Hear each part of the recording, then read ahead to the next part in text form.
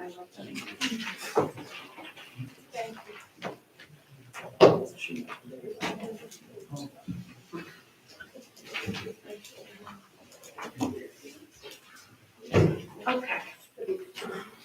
It's a much better clock, Heather. Thank you. Oh, thanks.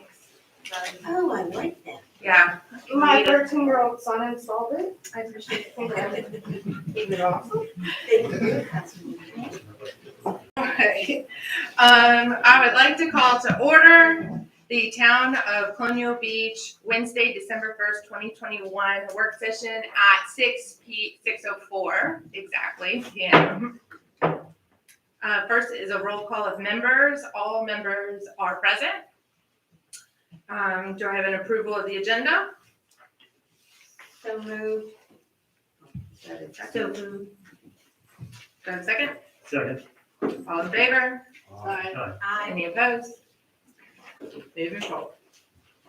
Council member liaison and commission reports. I'll start on this side. Ms. Glenn? I just have a reminder from the finance department that real estate and personal property bills are due on December 6th, 2021. That's this Monday. So our real estate and personal property bills are due December 6th. Mr. Roger? No report. Mr. Cavey? Just two quick ones. First, the Planning Commission held a meeting 18 November. During that, they held a vote on the preliminary plat for phase 1 of the Dodson Development Project. It was pretty loosely held and no vote, well, it was a tie vote. But on this one, the Planning Commission voted to approve the plat, and that's phase 1A and B, the townhome projects. The second thing is under Parks and Rec. Mr. Duke hosted a meeting this week, a process improvement meeting with members of the staff. Town manager was there, myself, finance, police department, public works. The purpose of the meeting was to refine the special event request process and then look at the costs for these events as they apply to public works, overtime for police, especially overtime for public works for these things, to ensure that we're costing these things correctly. The end state will be a handbook that will accompany any kind of request that goes in. And then Mr. Duke will start making visits with the other NGOs and those entities that normally sponsor events, be it the Osprey Festival, the car show, the River Festival, to start explaining the process in more detail, folks. So that'll come out as he starts to refine this. And those are the only two things I have. I left my purse and my coffee over there. I'm sorry. I'm more concerned because I didn't silence my own phone and watch it go off, and I did ask everybody else to do that. Thank you. Oh my goodness. My main announcement, there's a lot of holiday events happening and upcoming, and I just really want to thank everyone who participates in setting up Town Hill. I ran into Jan today to personally thank her, but there is a lot of work and effort that goes into that, and it is part of what just makes this town come alive during Christmas time and give us the Christmas spirit. And a very big shout out to our anonymous donor for the town Christmas lights, which are still going up. There are more to come, and some of them we're working with Dominion still on lighting. So it's a little bit of an ongoing process, especially this first year with implementing it. But it just is fantastic, community sense to have that here in town. I'm really looking forward to the Christmas parade on Saturday at noon. So I invite everybody to come out and join or participate in that. And then the Christmas time we have on Town Hill until 4 p.m. that day. I will be personally face painting little kids. I mean, I guess adults if you want to, a snowman.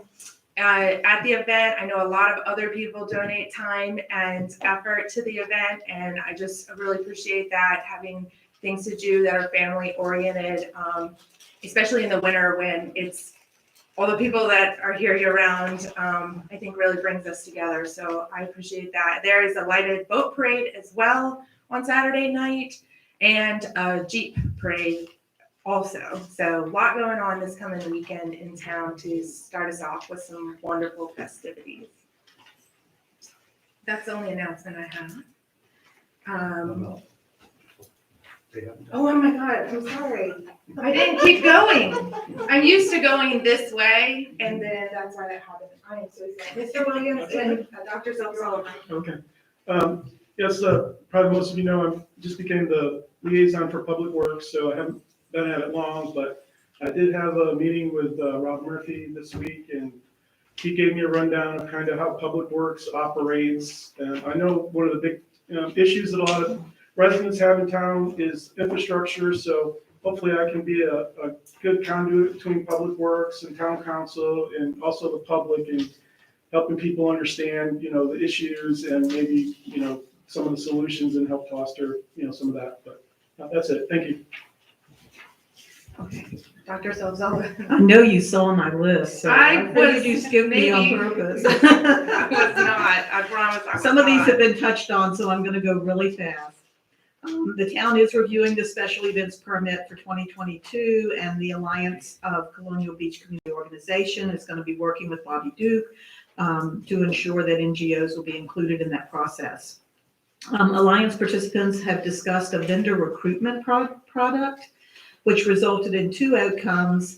One is that we're asking that when you add your events to the Alliance calendar, you include a hyperlink to the page where your vendors can get information and sign up for your event. The other is to start building a database of vendors that have been successfully used here in Colonial Beach. Earth Day is going to be on April 22nd, 2022, and there is a beautification and anti-litter campaign in the works. New projects are being suggested all the time for the Alliance, and what we're looking at now is better training for nonprofit board members and volunteers, training in grant writing and organizational structure, ideas for how to manage the Alliance moving forward and share resources. James Monroe Birthplace, the visitor center. It's closed for the season, but Bucky Door gives private tours almost anytime you want them. And they are accepting donations of artificial Christmas decorations and looking for volunteers to help decorate the house for Christmas. For the Colonial Beach Community Foundation, beautification grants are available. There are something like $23,000 that was raised, and those are available to other nonprofits in town to help with your beautification projects. They continue to run the Community Crisis Fund that was established during COVID to support local food pantries with gift cards to local groceries. There is an ornament fundraiser going on. You can get that information from the website.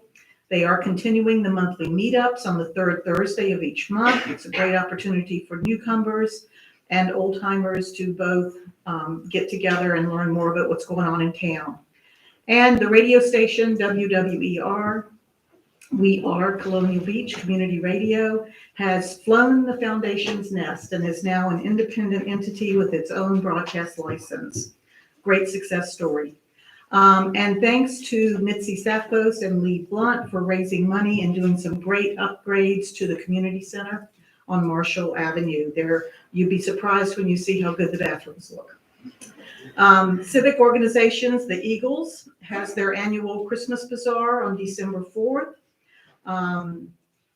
They honored 20 members who passed between 2019 and 2021 at a memorial service, and their motto there is "Rest in peace. We will see you where eagles fly."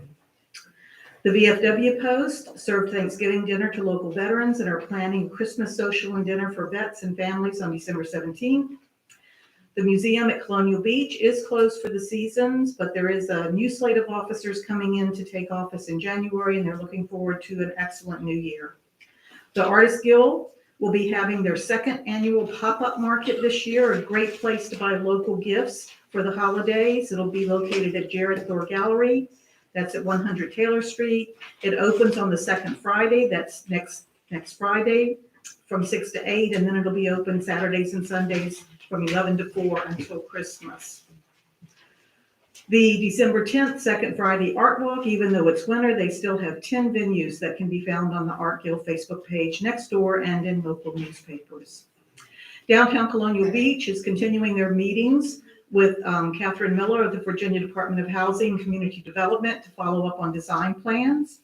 They also have initiative with the Rural Community Development, or CDI, and that will move forward as soon as the VCU completes the market analysis for Colonial Beach. And the Department of Historical Resources is still planning a multi-phase surveying and further historic district nomination, including buildings between Colonial and 12th Street, Waterman-specific sites, the Point, and a possible designation for the Point in 2023. The Guadalupe Free Clinic clothing drive was a huge success. The clinic will be organizing another one in April. The final COVID clinic booster shots will be given on Saturday, the 11th at the community center from 9 until 11. It's just walk right in. If you've had your first and second, if you had your second shot from Pfizer or Moderna, you can get your third shot as long as you're at least 18 years old. And if you've had your J&J shot, you can get a third shot, the booster, as long as you're 18 years old. They do need Spanish-speaking volunteers to help interpret at the clinic on Wednesdays from 9 to 2. Santa's Wonderland, the Colonial Beach Chamber of Commerce, and all of their support have done it again. They have the wonderful Winterfest that Mayor Robin talked about. The parade will arrive at Town Hill at noon. Christmas trees are almost sold out. They do need some bakers. If you'd like to bake some cookies, please follow the instructions on the handout that I left you. And the Economic Development Committee continues to focus on recruiting new businesses, working with the VCU team in implementing the survey suggestions and attending the VITA-sponsored workshops. Colonial Beach Kids will have, once again, a drive-through Christmas. This year, it's going to be at Custom Tees Motorsports Park on December 11th from 5 to 9. Cher is also looking for help setting up that and helping with the stuffings of the stuffing. Not stuffings for the turkey, stuffings for the stockings. And St. Mary's Episcopal Church is sponsoring an angel tree to provide Christmas gifts for children in need. The church would be greatly appreciative of any donations. Please contact the church. Thank you for your patience. Okay. Moving right along, next is that citizen input for items that are not the public hearing item, and I only have one person signed up, which is Nisha Thompson.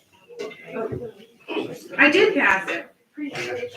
I am trying to move this thing as fast as I can, aren't I? Okay. Am I going or is he going? No, RT is coming.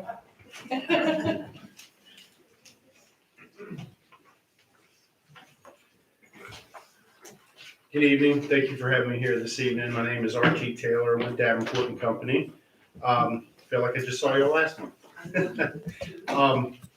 Real quick aside, we are bringing the refinancing to closure, and I'm happy to report the results are going to look a little bit better even than what we had presented at the last meeting. So just a little update on that. We will be looking to close next week, so we're trying to finalize all the numbers and documents with Sands Anderson's help. So what you have before you this evening, and the reason why I'm here this evening is to look at these draft financial policy guidelines. I won't go page by page or sentence by sentence. I would open it up for any discussions that y'all want to have or any questions you want to answer. I believe you've received a draft by now. We've brought hard copies with us this evening too. I'll go over it big picture, but if, again, you want to keep it conversational and ask questions along the way, happy to do so. As I understand it, you're not being asked to adopt these formally this evening. That will come maybe in time. But we wanted to make sure we got these in front of you sooner rather than later, especially as it relates to some of the work we're doing as far as the comprehensive review and analysis. So with that said, I'll get started. Just front page here is just a little bit of an overview of why we're putting policies in place or why we're considering putting policies in place. Financial policy guidelines provide the framework with which financial decisions about the town can be made. It helps guide those financial management decisions over the course of time. This is a living, breathing document, but it provides those guardrails and would survive this council and future councils. It's really a guideline to keep the town toward financial health. Okay. So in times of financial crisis, the town would be insulated because it has, let's say, for example, the appropriate level of reserves. And that gets addressed in one of the policies we'll get to. It also would enhance short-term and long-term financial credit ability. So with that said, if you needed money on a short-term or long-term basis and you had to go to the credit markets, whether it's the bank or even a state bond pool program, they're going to, one of the first things they check the box on, so to speak, is to see if the town has financial policy and guidelines that it follows in place, formally adopted.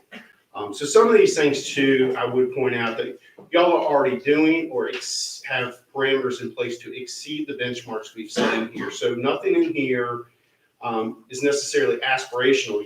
You are already managing to this internally, let's say, but these financial policy guidelines would provide or would memorialize and solidify those parameters. Okay. Let's jump into the first section here. Big picture.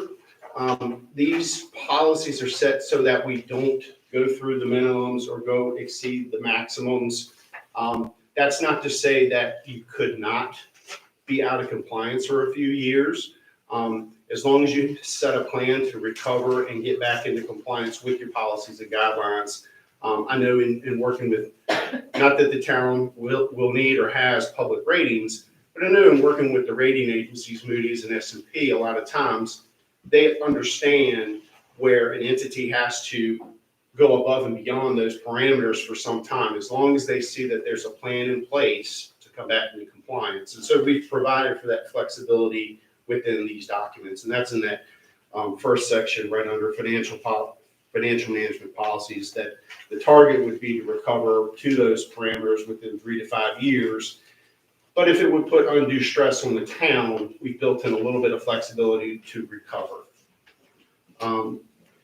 With respect to your general fund balance or reserve levels, we're looking at the unassigned fund balance, which is your most flexible category of reserves, and how that's measured against your revenues or expenditures, against your budget.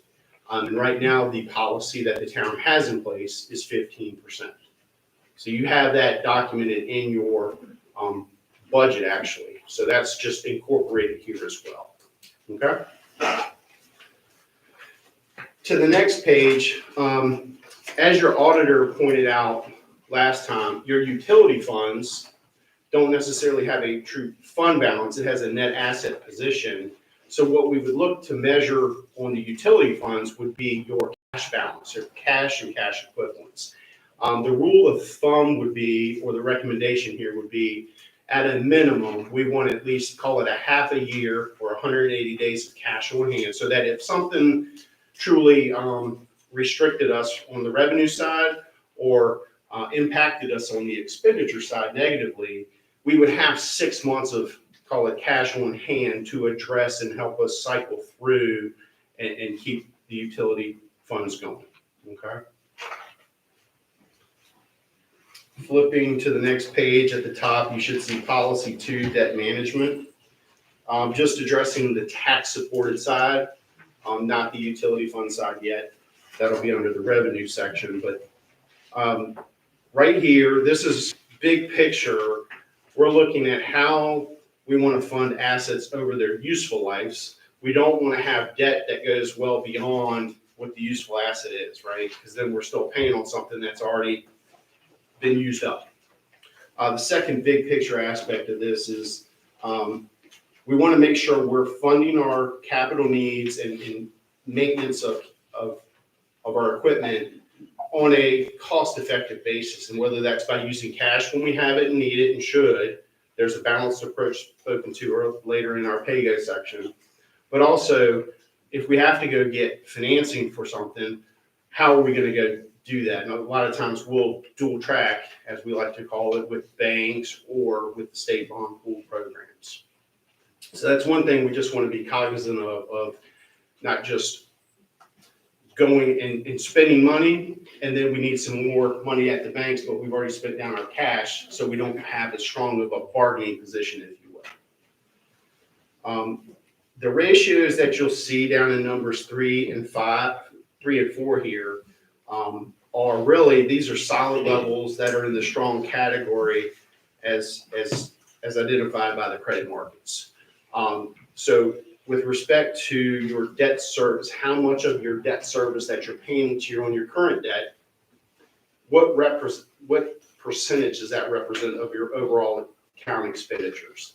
And what we're saying here is that we'd like to set a max goal of 12%. We would like to sort of hem ourselves in, if you will, at 12%. On the next one, number 4, we're giving ourselves a range of the debt that you take on, the principal amount, as a percentage of your tax base. So how much your tax base can generate in tax revenues to support that same debt. Okay, and that range we're proposing looking at a range of 4 to 5%. Okay, and again, you're already below these parameters, so it gives you capacity to do some of the capital needs that the town has sort of on the horizon, as we understand it, and that's the work we're doing with India and Lisa and the mayor so far. Okay. With respect to the revenue supported debt, again, the big picture here is that we wouldn't want to fund utilities, infrastructure. If we got ARPA monies that we can use, that could be used to offset some of them, but also we could finance some of that. But we don't want to, again, do that such that we have debt well beyond the useful life of the assets. And as that goes, we want to make sure we're monitoring on the top of the next page under revenue supported debt. You'll see a numbers 3 and 4. One of the things that the credit markets would look to, if you had an infrastructure, water and sewer infrastructure project to do, and you wanted to borrow money for that, one of the things they would do is look at your debt service after you measure revenues versus operating expenditures. What's left to pay that debt service? What the VRA state pool program typically stipulates is they want to see that number be $1.15 for every dollar of debt service you have. So you can see that as a minimum baseline here, we've set a goal of 1.15 times coverage. So that's revenues minus expenditures before debt service, with a target for best practices of 125 or better. So giving ourselves about 10 cents more for cushion. Okay. We've got a policy in here. I won't belabor it on refinancing debt. We're doing that. We would do that for savings, or as the town staff and council directed, for purposes of whether it's refinancing for cash flow savings or refinancing for structuring for cash flow relief in a stressed situation. Additionally, some other pages about your budget process. And I know I'm going a little bit long, but I'm trying to wrap it up. But for capital programming, we want to make sure that's a part of the annual budget process. So we want to make sure we're not only tackling and setting up a plan for next year's revenues, next year's expenditures, we want to make sure we're looking out 3 to 5+ years on what's on the horizon with big projects that may impact our budget that we got to address or we want to address to keep our infrastructure viable. So we want to make sure that's an annual updated process, but it's projecting out. Additionally, one thing that is big now with those looking forward projections is also the how often are we updating the key decision makers, the council, on our finances. And at a minimum, we want to make sure we're doing that on a quarterly quarterly basis, giving you all a good financial overview of what's going on with the town's financials. And I think in coordination with India and Lisa, there's some specific targets with respect to your first and third quarter reviews. So you'll be getting a quarterly review every 4 quarters, but there's specific things I think that the town staff want to identify to you and raise to your attention each first and third quarter. Okay? And then lastly, the investment policy section. This is essentially set up to provide you flexibility to operate within the confines of what's already provided to you under the Public Finance Act under Virginia State Code. So you would at least live within the parameters that the state code already provides. Okay? Any questions or comments? This is just a first read of this, like you said, and there's not a vote on it tonight. Sure. I think this is a goal that our finance department has had for quite some time, but since we have so many people here tonight, a good point to just remind people that we're actually in a very good position right now, and that this is to put guardrails on our financial position so that way after I'm gone, we will continue to be in a good position. And these policies are part of when we did a financial analysis as part of our debt refinancing, which came in at an extremely low rate. Low rates are very low right now, and so that was part of taking advantage of that. Is that the policies and procedures aspect, needed to be reinforced. So that's just following up from that, just to give a little more context to the audience. Is there any questions at this time of council? No? Okay, RT, we look forward to continuing our conversations with you. Thank you. Y'all have a good evening. Thank you. Thank you. Okay, the coffee wore off. I'm slower now. Okay, moving on to the citizen input that I had mentioned. We will open up citizen input at 6:31 for Ms. Nisha Thompson. Okay, good morning, good evening, everybody. Anisha, I live at 101 10th Street, and I have lived here my whole life. What I want to say is more or less to the citizens of the town. It's great to see everybody here today. Robin kind of said a lot of stuff I wanted to say, but where the town has been with its citizens has made me really sad. Like I said, I've lived here my whole life, and it just makes me sad to see everybody's always fighting and digging into each other, and it's like you guys have forgotten that we're all human. You're all humans, and y'all don't have to dig into each other because you do not agree. You can still speak to each other, you can still handle your disagreements like adults, but it seems like we're back in high school. And it just makes me sad. It's like the holiday time, and this is not what Colonial Beach is about. It's never been about this, and I don't know what happened over the last few years, but the current energy of this town is not okay. It's not what Colonial Beach stands for. Y'all want to make this town better. Y'all want to make it a place people want to come to. Nobody wants to come to this negativity. And I hear it a lot from people that see things on real news, see the fights that happen at some of the bars and stuff. Like, it's not Colonial Beach. And it makes me sad to hear people say stuff like that about my town, the town I was raised in, the town my mom was raised in, my grandmother. You guys say that y'all speak for the people, both sides, 3 sides, whatever. You speak for the people, but you're only speaking for the people you know. There have been citizens who have lived here for generations that you guys do not know even exist, because they don't want to come here because of all the fighting. They don't want to voice their opinions because you guys want to dig into them on the internet.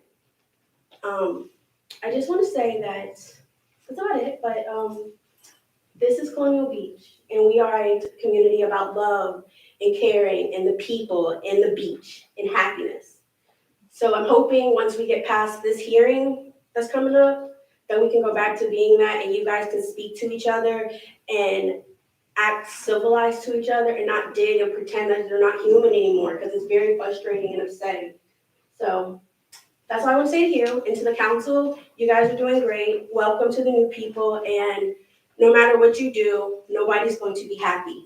So I want to wish everybody a Merry Christmas and a Happy New Year. Okay,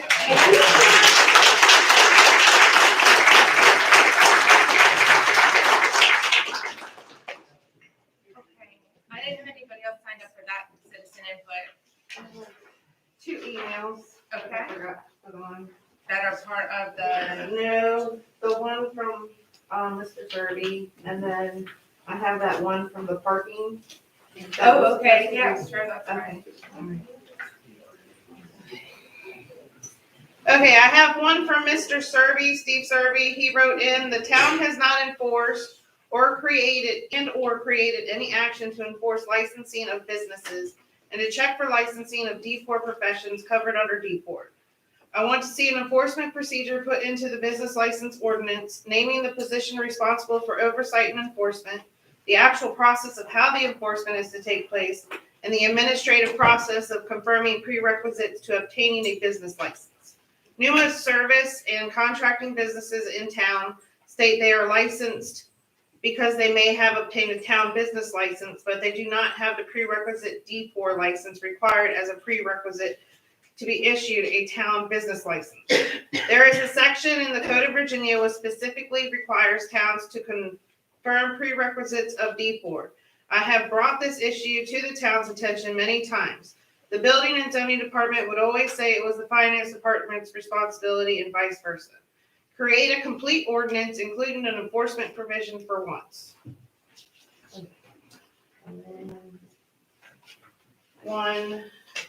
And then this was submitted and was supposed to be read on the 17th, but it got lost in my emails.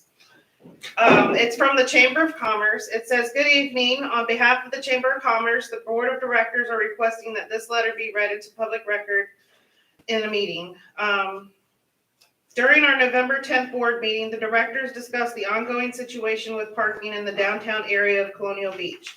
There is a growing concern that the current parking strategy and enforcement is having a detrimental effect on businesses. This is especially true as we have moved from the summer season to the off season. The chamber is working hard to encourage full and part-time residents and visitors to come to the downtown and support local businesses. The feedback that we are getting firsthand is that the enforcement of paid parking is deterrent. Visitors and residents are confused and angry about the parking fees. The flashing sign as you enter Colonial Avenue stating, "Welcome to Colonial Beach, parking enforced," sends a very negative message. There are numerous examples of people getting back in their cars and leaving once they find out they must pay to park. It is the board's opinion that as a small town, we cannot and should not be charging for parking, especially during the off-season. We are not Ocean City or Virginia Beach. We cannot afford to scare visitors and customers away. It is our collective recommendation that downtown parking fees be eliminated from Labor Day through Memorial Day, and that this be made very clear through proper signage and communication to all residents and businesses. During the summer season, when parking is enforced, it must be clear to residents, business owners, and visitors where to park, the cost to park, and where to pay for parking. Furthermore, we recommend that the council and town manager investigate other options during the summer season that would provide businesses with 2-hour vouchers that can be given to patrons visiting their businesses. Thank you for your consideration for this critical issue. We look forward to working with you to resolve this matter. Sincerely, Chamber of Commerce. And that's it. Thank you. All right, with that, I will close that citizen input that is related to anything else.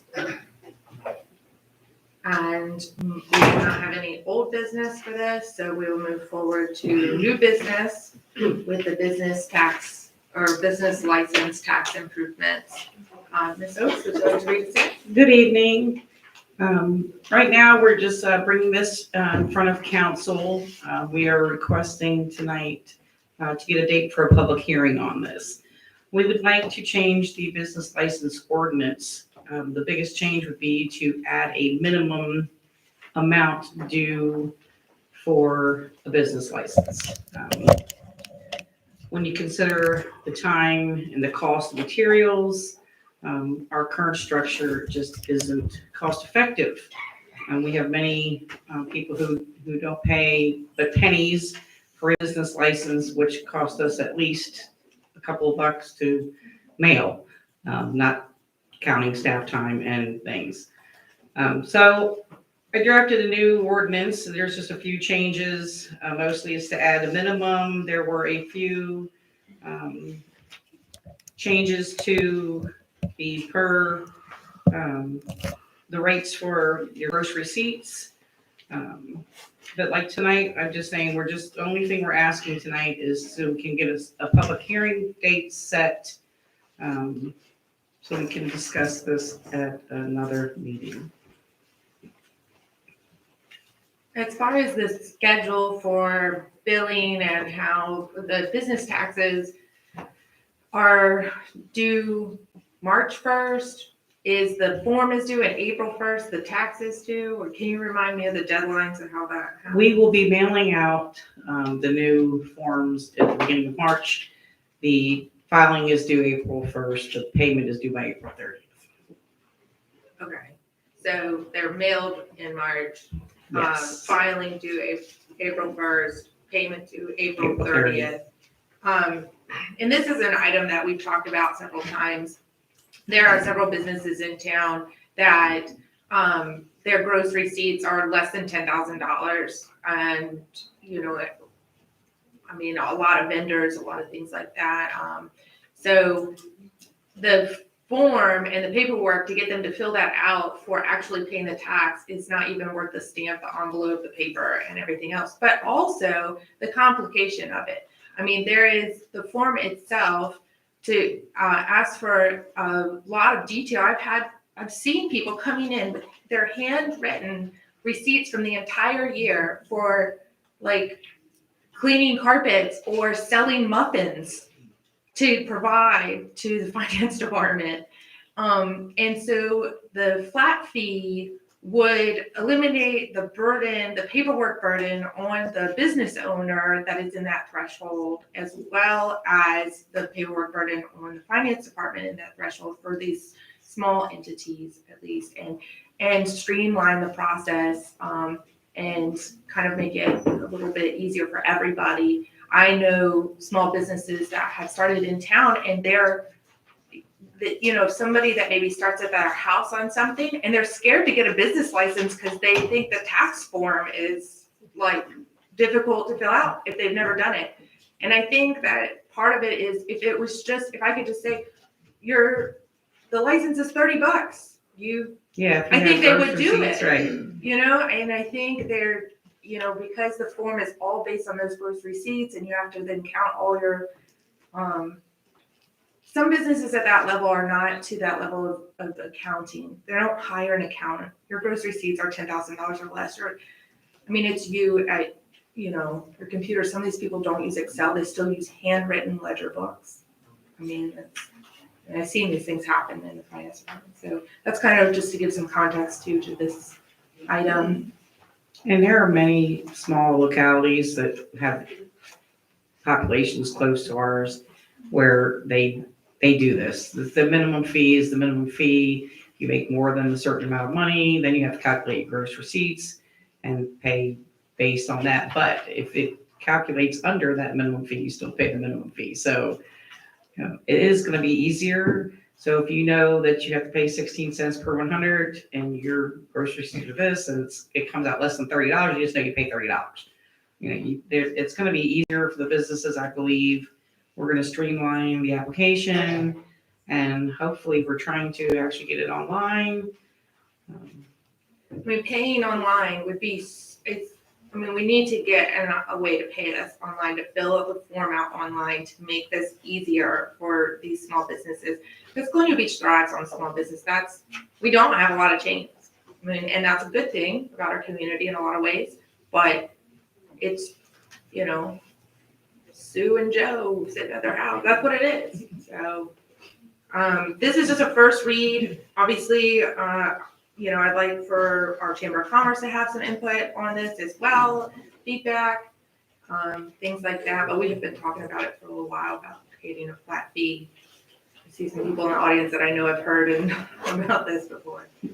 Are there any questions for anybody else at this time? Is there a, I'm happy with the change of the dates because it used to be that these were due before income taxes were due. And most of us, you know, a lot of us are doing our income taxes last minute. And that's when we come up with our gross receipts and taxable income. So I appreciate the change in dates.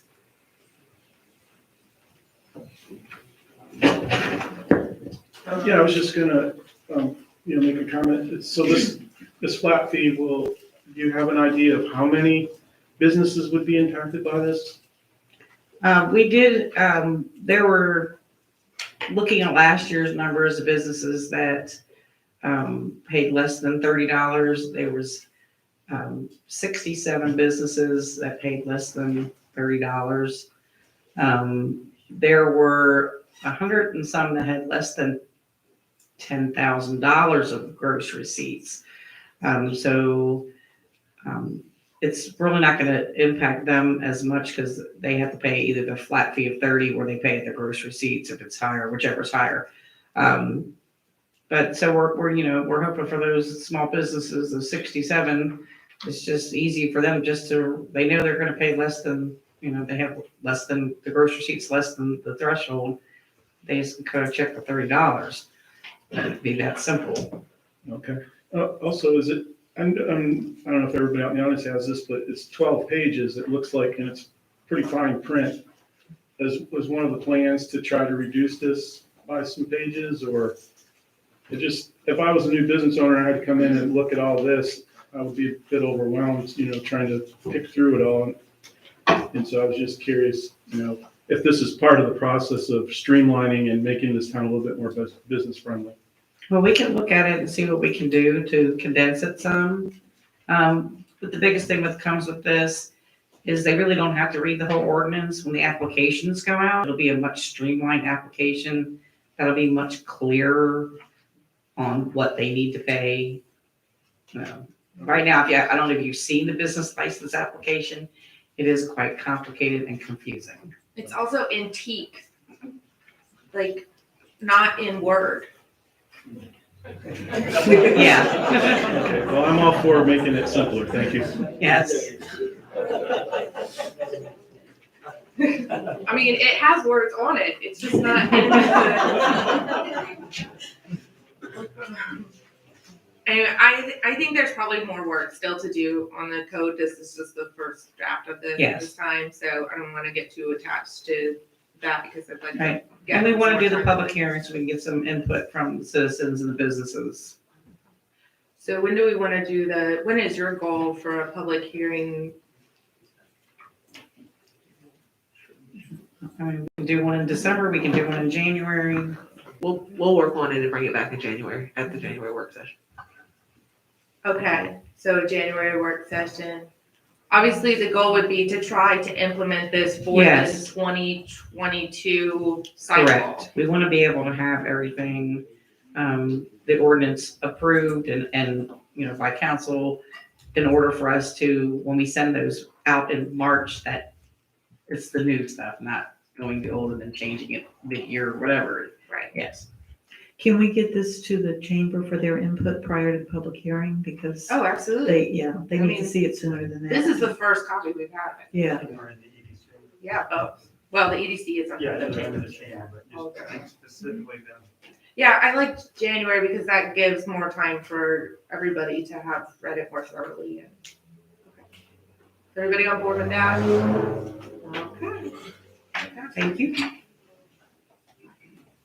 Alright, next up, tab B, stormwater management plan review of the fees for stormwater management.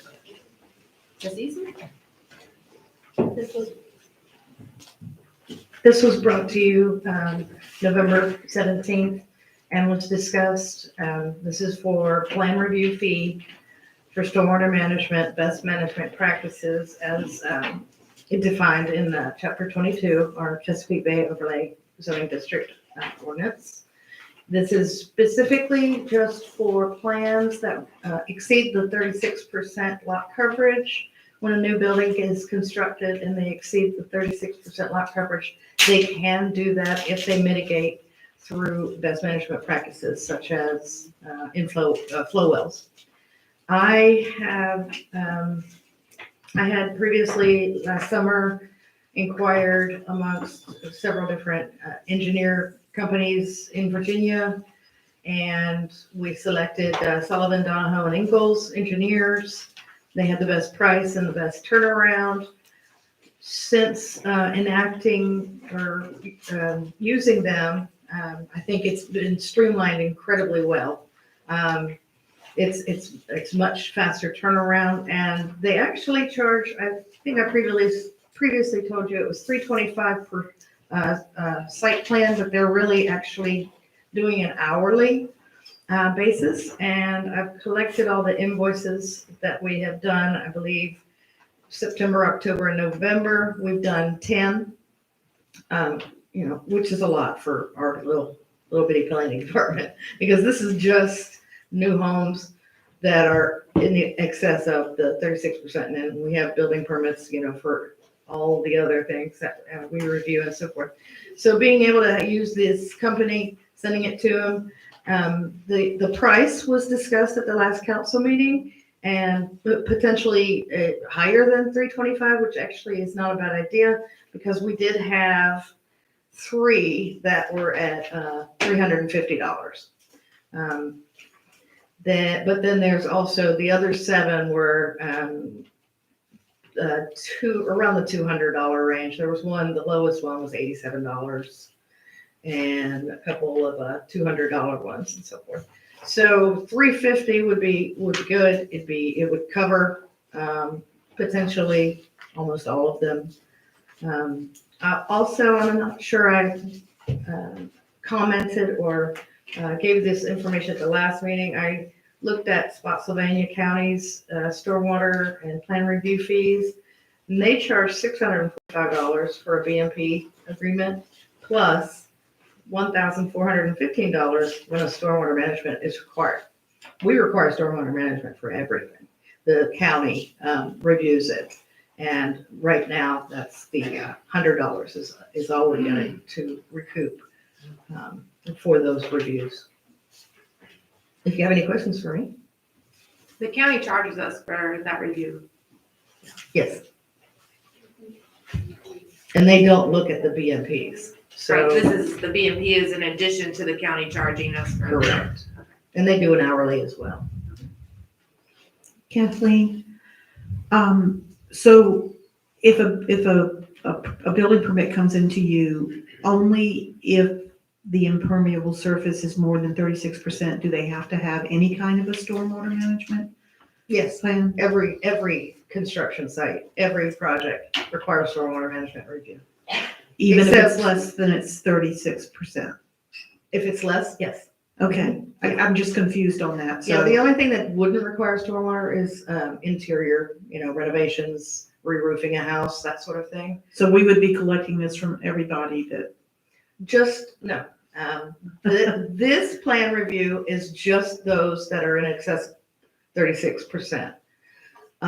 We already have the $100 stormwater management review fee, and that's to cover the cost of the county doing the plan review and inspections.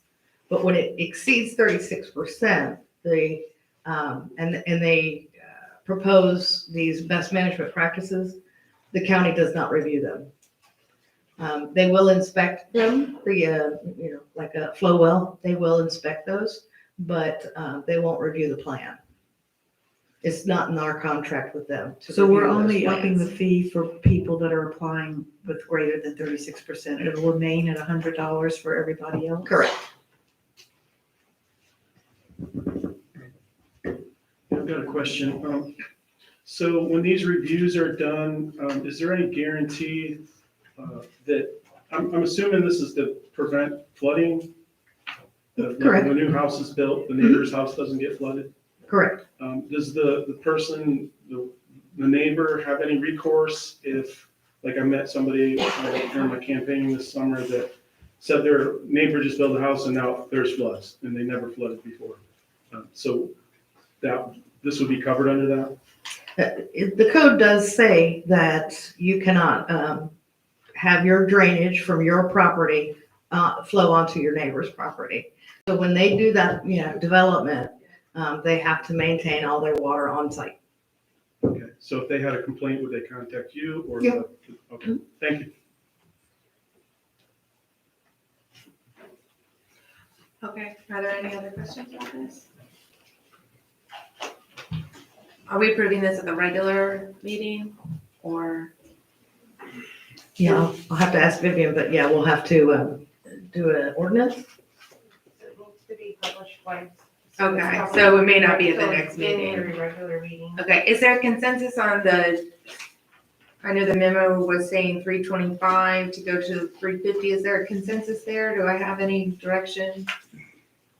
I'm here, it's nodding, I see some nodding yes to the I'm happy 350, with keeping it at 325. 325. I think that's appropriate, that there's too few going way over 325 for us to penalize people that it might be an easier look, and so I think 325 is appropriate, Okay, just based on the numbers that Kathleen's looked at, so. okay, I agree. okay. Yeah, all right, consensus for the 325. All right, moving forward. Next up is our public hearing. We're gonna have a staff report first, and then begin the hearing, and I'll explain one more time how that's gonna work at that time.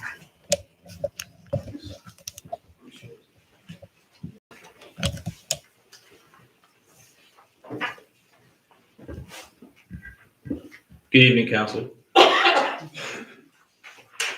like to say hello to the two new council members. I look forward to working with you in the coming years, and congratulations on your election. So I know everybody knows already, but I would still like to take the honor to tell you myself that my first grant application on behalf of the town was indeed successful. And the town of Colonial Beach has received a grant offer of $387,416 from the Virginia Land Conservation Foundation, which will enable the town to preserve Eleanor Park in perpetuity. So the staff recommendation is to pass a resolution that you have in your council packet tonight that would authorize the town to enter into a grant agreement with VLCF. And there's a correction here on the slide.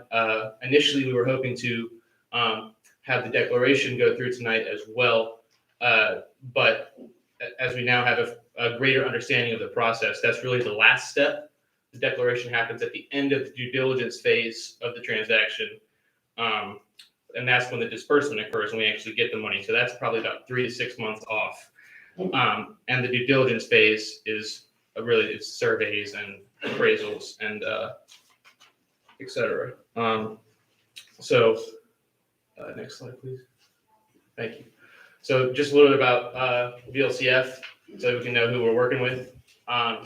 Established in 1999 under Virginia Code, and they're really, obviously, from their name, they're concerned with land conservation. And staff support for VLCF is provided by Department of Conservation and Recreation.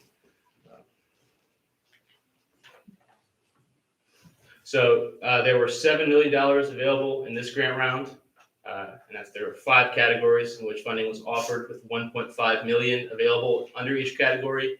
We applied under Parks and Open Space, and we received the largest offer in that category by far. The next closest was $250,000, and I found that it was interesting to see that because we were by far the smallest parcel that they funded as well. And to me, that demonstrates that VLCF and the state recognize the significance of this parcel to our town. And I think that's also signified for everyone who's here tonight. Next slide, please. We also, just to notify council, we had the 3rd ranked application in the category. And that includes our primary category, our secondary category, and bonus points. But if you look at just the Parks and Open Space Corps, we actually had the highest, which I think is why we got the highest amount of funding in that category. But just to explain the offer a little bit, so as I explained, it's $387,416. To clarify, the funding will only be provided for up to half the value of the restrictions on the property, not the property itself. So that's the restrictive covenants that would be placed on the property by the declaration that would come down the line in 3 months. So just some examples there, so it could be explained. If it's 800,000, the restrictions, we'd get full amount, and then anything lower, we'd get half. So the final value of the disbursement will not be determined until the due diligence phase, as I already described, which is mainly based on the independent appraisal of the restrictive covenants. And so the reason we're here tonight is because the town received the grant agreement on November 2nd, and we have 30 days to respond. And the reason we didn't bring it to the last meeting is because council's going through some transitions. We have new members, and we wanted to get our ducks in a row first before we came to you tonight. So to explain the nature of the transaction a little bit, I'll try to keep it in layman's terms, and anything beyond that, I will turn over to the town attorney. But essentially, the town is maintaining ownership of the property. No property rights are being extinguished or transferred to another entity. And that means that because this is not a sale of land, you don't have to do a supermajority vote or allocate the proceeds or the grant funds as you would for proceeds of sales of public land. There's no public hearing required, but we still thought that would be best practice so that we could understand what the town really wants. Next slide, please.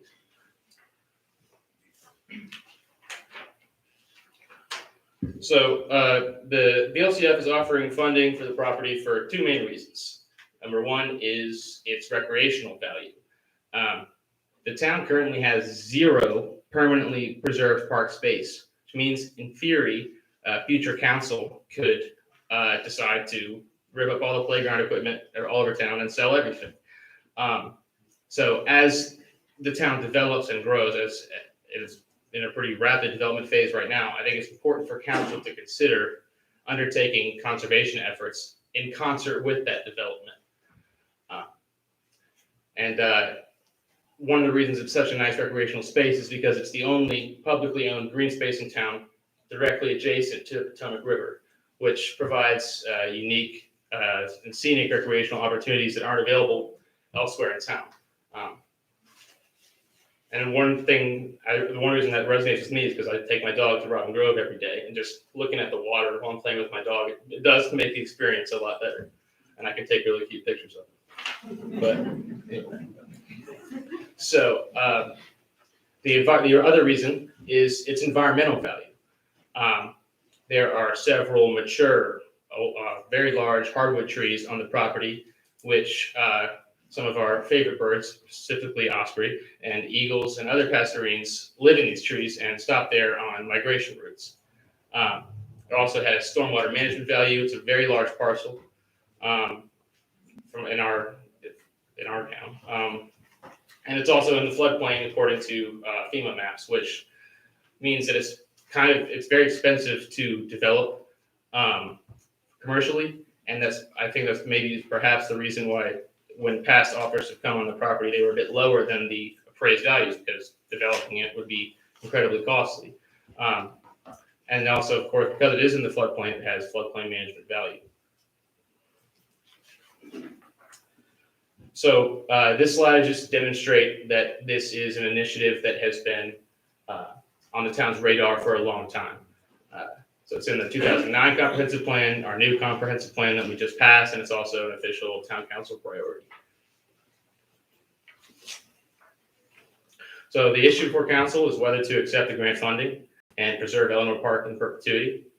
And another main issue that I've already mentioned would be addressed is the fact that we have no permanently preserved park space in town. And just for your information, the town has pursued this grant opportunity twice previously.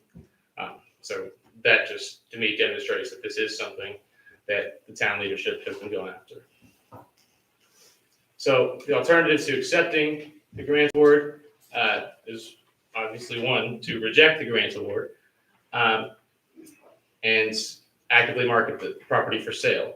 And of course, the commercial development would eliminate the natural and recreational values I've already described to you. And the second option is to seek additional funding. We could go to an organization such as the Virginia Outdoors Foundation and request additional grant funding and then convey an easement to them. The downside of that, of course, is that the town no longer has control of the property, and we lose the ability to decide what would be best for town residents. So the fiscal impact would be accepting up to $387,416 into the town budget. There's no cash match, because what we offered as our match was half the value of the land restrictions. So the only obligatory costs on the town are half of the due diligence costs, which are estimated to be a total of $27,000. But that would be pre-disbursement from VLCF, so we would have to front the full 27, but then we could get 13.5 back once the grant funds came in. And the other cost is an installation of an 100-foot riparian buffer, and that would be post-disbursement from VLCF, so you would have the grant funds in hand for that. However, costs for that are incredibly low. These numbers, I got these from the USDA Riparian Buffer Handbook, so I could think they're quite reliable. And that was one of two obligations that we are bound to from the grant application. Those are the only two things in the application that we actually have to do, and I'm just emphasizing that because I know there were several inquiries regarding the grant application. And just to explain to everybody, typically grant applications are non-binding in nature to a large extent. So those are the only two things we are obligated to do based on the application. And the main thing I want to emphasize on this slide is that other than the cost I've just mentioned, there are essentially no restrictions on how this grant funding could be used. And I can tell you right now that is going to be the only time that I get to say those words to you, because typically grant funding is for a specific project. Here, our project is to preserve the land, and then we can do essentially whatever we want with the money. I would just have to file reports with VLCF twice annually, just to let them know what we're spending the money on. But really, that decision will be up to council to decide what the best use of these funds are. So I just really want to emphasize that this is a rarity, and this is an exciting opportunity that probably won't come up in this way again. So yes, again, the recommendation is to authorize the town to enter into the grant agreement with the LCF. And then later on, that's the declaration, 3 to 6 months down the road. Okay, thank you. Does he have any questions? We'll open it up to council discussion after the public hearing. If is there a question for Daisy at this point? Huh? I won't. It's okay. Okay, just don't start a discussion. No, it's not a discussion. It's, I was wondering about the benefits to the community rating system, the CRS and do you know anything about that? Was mentioned at a meeting that I went to about the FEMA CRS program. Yes, if the town did enroll in that program, and just for the education of citizens, CRS is a community rating system, got it, which would enable the town which would enable our insurance rates for flood insurance to go down. And basically how it works is you get points for specific activities that would allow us to reach a certain threshold, which would allow the rates to be lowered. So this is one of the activities that we would score points for, preserving land in the floodplain. So that would affect that if we end up enrolling in that system. Okay. All right. Thank you. Thank Thank you very much.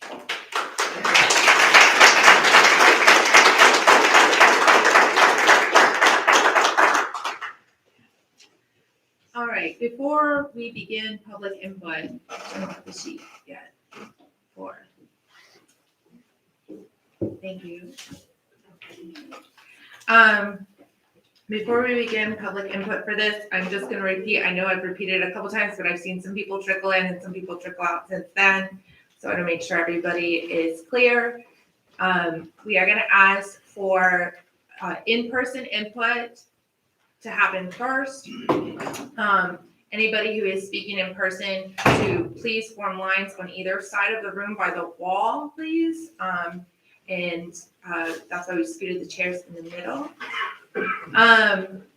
We want to make this process as obviously as efficient as possible because we do have a lot of speakers. It is also extremely important that everyone in the room stay silent while someone is speaking so that we can hear them, so that other people can hear them. That's the point of public comment. So we would like to stay respectful to each and every person here today who's spending their time with us. After the initial public comment of in-person, all of the comments submitted electronically for people that could not attend the meeting will be read by council members. These are obviously not our own personal opinions. We are just helping out because there is a lot of them. If you have submitted public comment electronically, you do not need to get up at the podium because we will be reading it. Okay? I think that might be the fastest way to do that. If you have submitted public comment electronically and you do get up to the podium, whoever has that comment to pass that, we don't need to do it twice. Okay? Each person does get one opportunity to speak. Part of why you have 3 minutes, and we do keep you to 3 minutes, is for everybody to have a chance and time to speak. We already know we're going to be here for quite some time.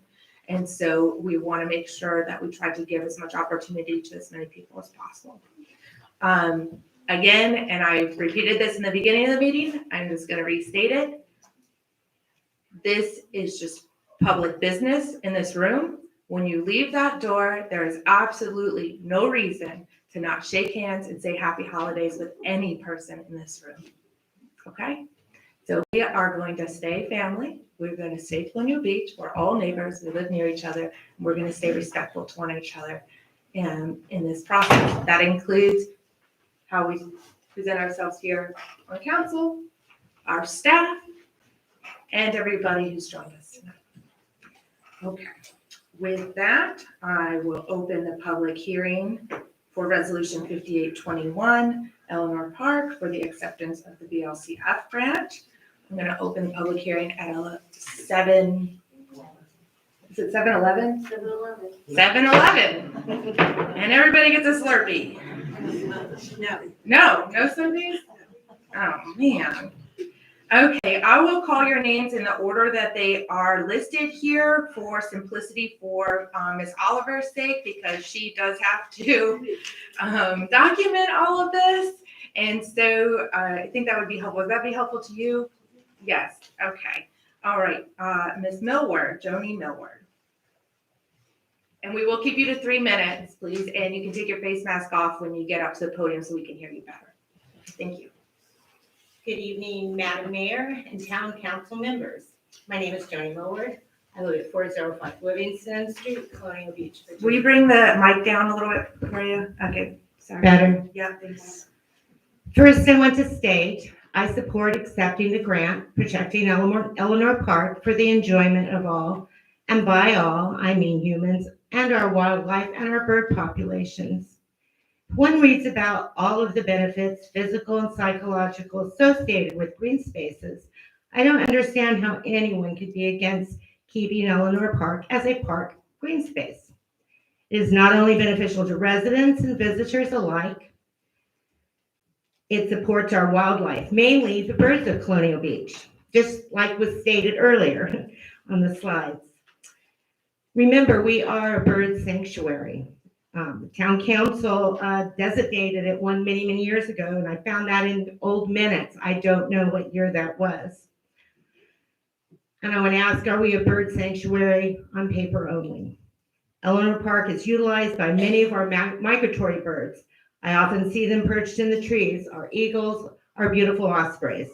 Songbirds too frequent the park. I live near the new subdivision being built on Lynn Haven. That was a habitat for wildlife and birds.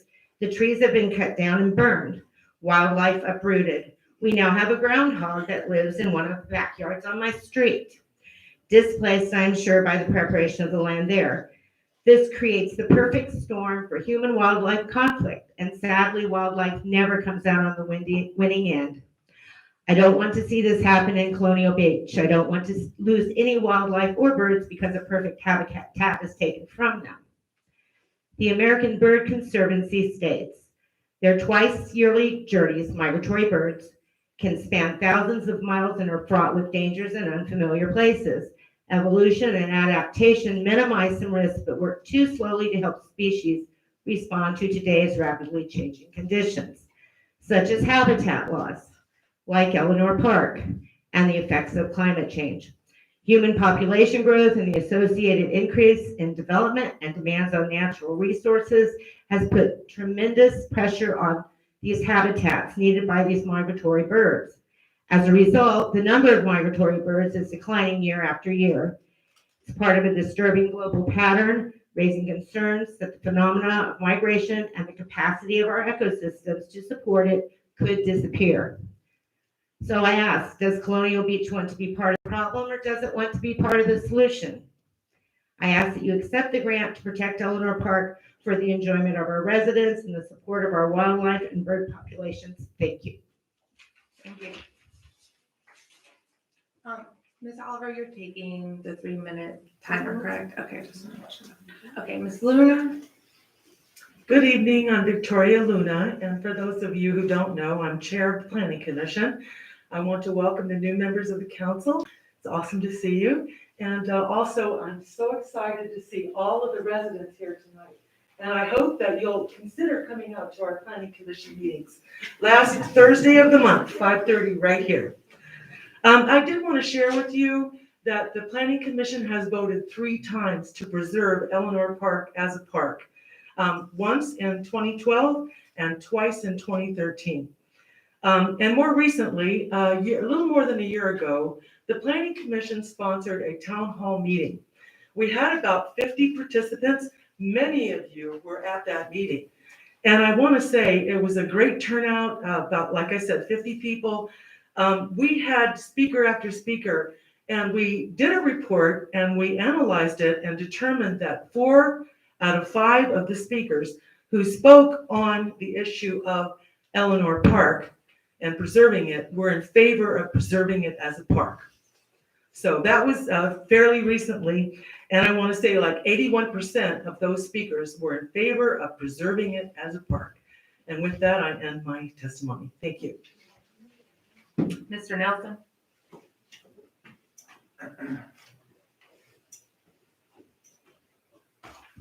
Dear Mayor Schick and council members, my comments represent my views only and not necessarily the views of any of the organizations I am affiliated with. This grant represents an important crossroads for the town. The subject of Eleanor Park has been divisive for all of the 10 years that my husband and I have lived here. This conservation easement seems to be the best way to end this divisiveness so the town can move forward to other more constructive issues. I would like to make several points. 1, the founder of Colonial Beach, Henry Keynes, bought White Point Farm in 1878, what we now refer to as the Point. In 1882, the Point was surveyed and subdivided into lots. Even then, our founders understood the value of green space and set aside 3 parks that were unsubdivided: Robin Grove Park, Castlewood Park, and Eleanor Park. Eleanor Park was especially precious to Keynes as he named it after his daughter Eleanor, who died in 1869 when she was only 2 years old. The only recorded deed of Eleanor Park was at the same time as the lot subdivision in 1882, when it was deeded to the town to be used as a park in perpetuity. The second point I would like to make, which must have been the reasoning of Henry Keynes, is that beautiful waterfront parks lead to successful waterfront towns. Imagine all the successful waterfront communities that you have been to. Thriving waterfront towns enhance their waterfront parks and don't try to sell them. It is short-sighted, counterintuitive, and misguided to even think about selling Eleanor Park. Some of those waterfront communities, including some that we even compare ourselves to, such as North Beach, Maryland, Solomon's Island, Alexandria, St. Michael's, Fredericksburg, Easton, and New Hope, take pride in their waterfront parks and enhance them for the residents and visitors. Number 3, I would like to correct the false narrative that is out there that the residents of this town have not been heard regarding the fate of Eleanor Park. It is just not true. The town council has taken public comment on Eleanor Park in 2006, 2012, 2014, 2016, 2017, 2018, and 2019. At each of these public comment opportunities, the vast majority of those who spoke supported keeping Eleanor Park a park. And as was just mentioned, the Planning Commission has also heard public comments on the future of Eleanor Park, such as in 2012, when the Planning Commission recommended that Eleanor Park not be sold. In 2013, when the Planning Commission recommended that Eleanor Park be kept for recreational uses, and in 2020, when the Planning Commission hosted the town hall meeting. Regarding the town hall meeting in 2020, the notice of the meeting was promoted down as a code red event. So every resident was informed of the opportunity to speak. And as Ms. Luna said at that meeting, 17 out of 20 who spoke on Eleanor Park wanted to keep it a park. In fact, Friends of Eleanor Park, a organization, started a petition requesting that the conservation easement grant be accepted. That petition has now Okay, more than thank you, Mr. 300 Nelson. signatures. And you have a copy of that. Thank you. Mr. Christensen?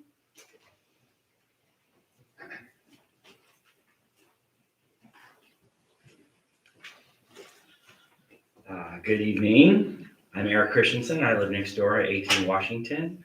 I'll make it very quick and frank. Basically, we need green space. There is no public space other than the beach, I guess, in Colonial Beach. A park on the water is something that we desperately do need. And the added benefit for our bond issues for all of our infrastructure projects that are desperately needed. We need to have this kind of asset so that we have some sort of asset to use for bond issues. This also relates to a lot of other town properties that are being sold. And I just encourage the town to really kind of take that into perspective, that we have a lot of very expensive projects coming up. Taking the money from this grant will help fund those projects, and keeping the property within the town limits will increase our assets that we can pay for our future infrastructure projects. Thank you very much. I had mentioned this before, Terry Gasterlin had signed up, but I do not think, oh, yes, okay, sorry. So I do not need to read the comment that you emailed. Correct. Thank you.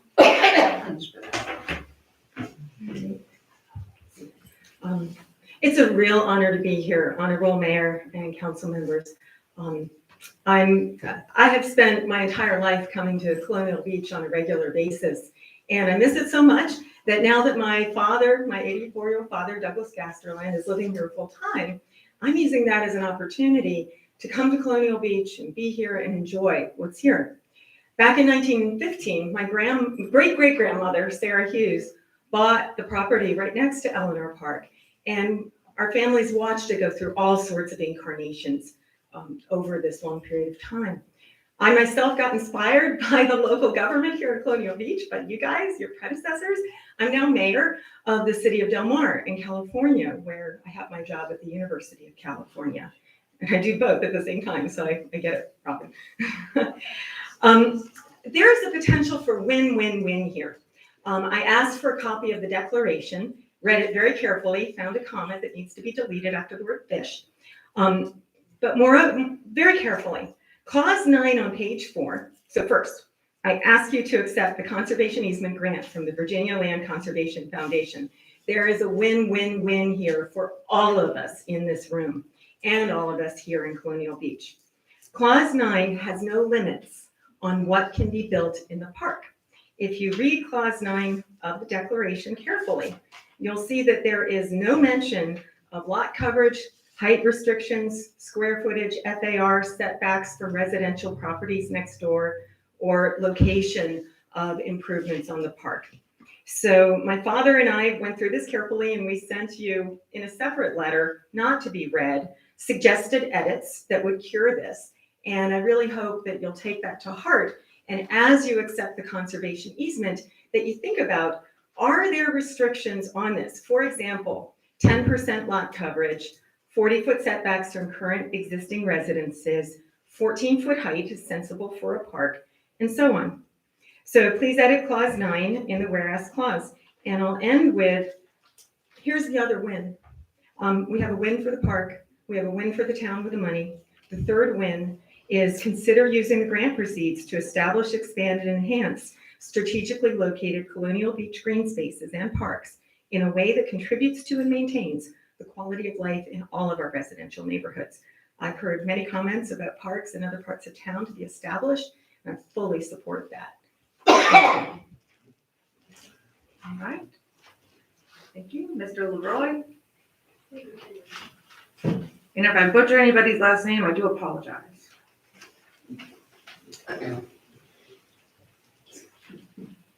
Good evening, I'm Walter Leroy, 302 Monroe Point Drive. Green spaces like Eleanor Park facilitate physical activity and relaxation and allows town residents a reprieve from the hustle and bustle of our daily lives. Water spots, if added to Eleanor Park, could collect stormwater runoff, help in the prevention of soil erosion, and absorb rainwater, thus improving drainage. The opportunities for Eleanor Park to assist in stormwater management are abundant. Eleanor Park plays a critical role in our community and provides a safe area for walking and physical activity, social interaction, and recreational opportunities. Eleanor Park plays a key role in the beautification of our town. It embellishes the surrounding area, attracts attention, and strongly links 90% of the town residents that do not live on the water, that do not have personal waterfront views. It links them to our waterfront town.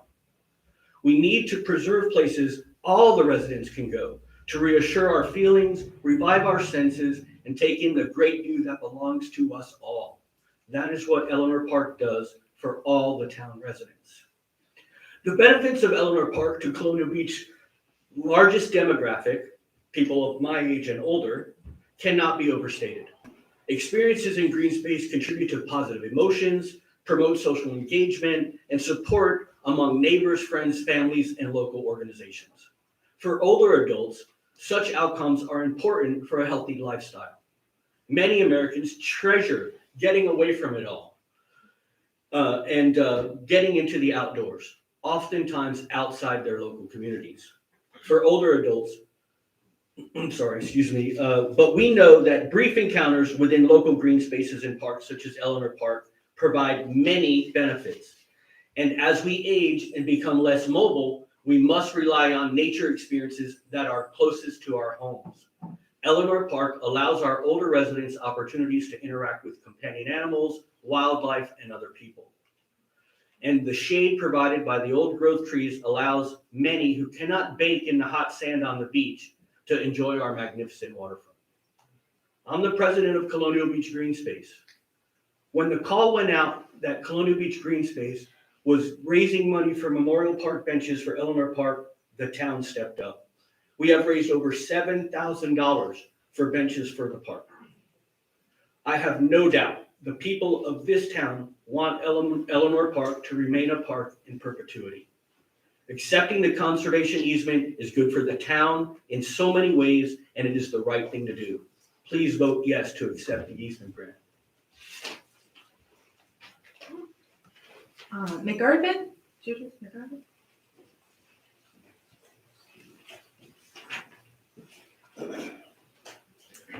Good evening. As many of you know, I'm very interested in the history of the town, but I come here tonight to speak for myself. Eric covered some of what I wanted to say. We just discovered more about the town in our recent historical survey with downtown Colonial Beach, and we know a little more about Henry James Kiss than we did before. We know that even in, he actually lived here by 1877. I don't know that the park was named for that first little girl named Nellie. They did lose a child at age 2, but the first child born after the thought of the town of Colonial Beach, and he actually named it also, was named Nellie. She was born here in 1878, and Henry and the family stayed here until she was an adult and married and lived in DC, and she never went back to Greece. I want to say there was never anyone named Eleanor. Her name was Nellie. And I confirmed that with Ancestry recently and also our recent research. I think Henry's buddy and publicist named our classic shores, named our streets, also named the park Eleanor, but her name wasn't actually Eleanor. I just want to tell you that Henry really valued green space and bucolic atmospheres and trees near the water, particularly mentioning evergreen trees along the Potomac River, and that I think that we owe it to maintain the park that this man established before we were even a town, and I hope we'll name it. I think we should change the name to Henry James Kintz or Nellie Kintz. Thanks. All right. Susan Mack.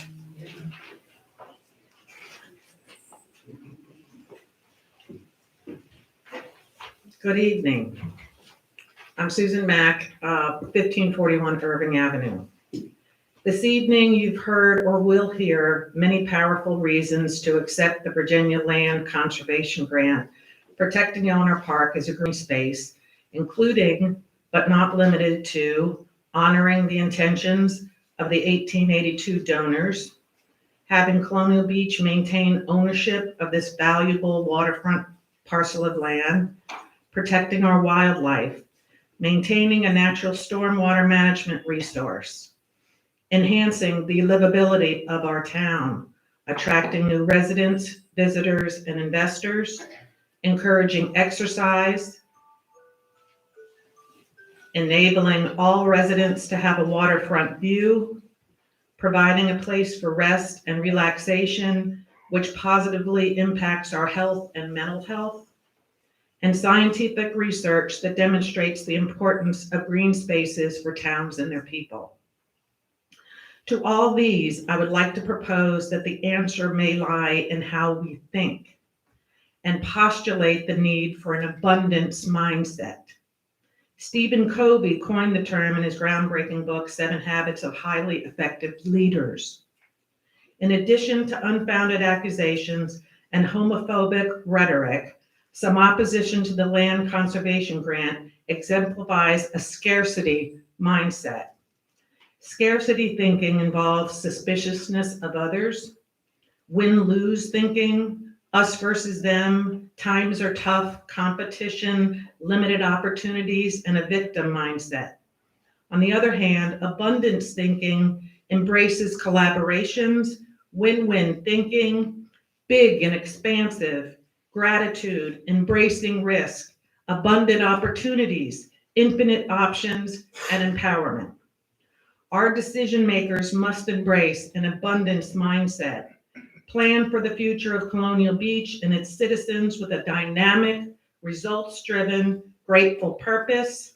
Colonial Beach is on the cusp of great things. We are bountiful and beautiful, and the sky's the limit. Vote yes on the grant.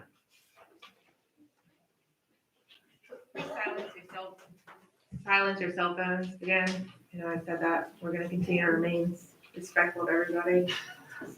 Mr. Mack?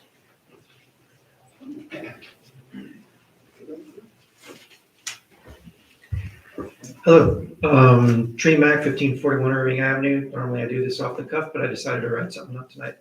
I am a member of the Planning Commission, but the comments that I have here are solely my own. My wife and I have had a home in Colonial Beach for 14 years. In that time, we have seen Eleanor Park transition from a mobile home lot where trailers were long past their prime to an open green space.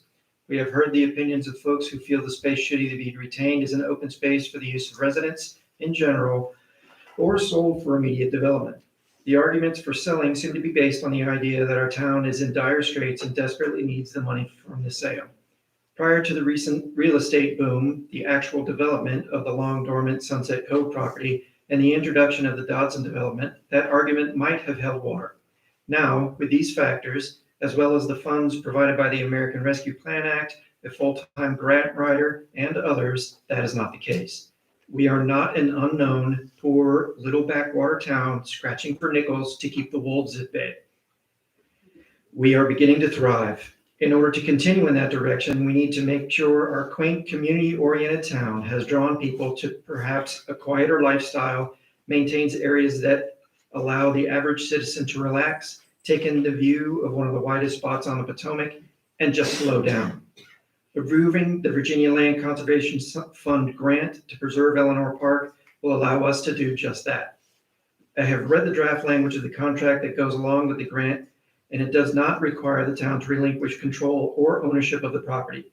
It can still be developed, admittedly within limits, but it can be improved. It also guarantees that the land will be protected as preserved park space in perpetuity, as agreed to by the Commonwealth of Virginia. This would put to rest the ongoing controversy of how this property should be dealt with going forward. In addition, we would be provided grant money to facilitate these processes. So we put an end to an argument that has been going on for as long as most of us can remember, or longer. We preserve park space for our residents, we retain ownership of the land, and we get paid for the privilege. With development going like gangbusters elsewhere in town, I failed to see the downside to approving this. As I am sure you've figured out at this point, I'm fully in favor of approving this grant. Although a public hearing was not required for you to make this decision, I can appreciate your reasons for having one. Please vote yes to approve keeping this a tranquil space in our amazing town. Thank you. Ms. Savage?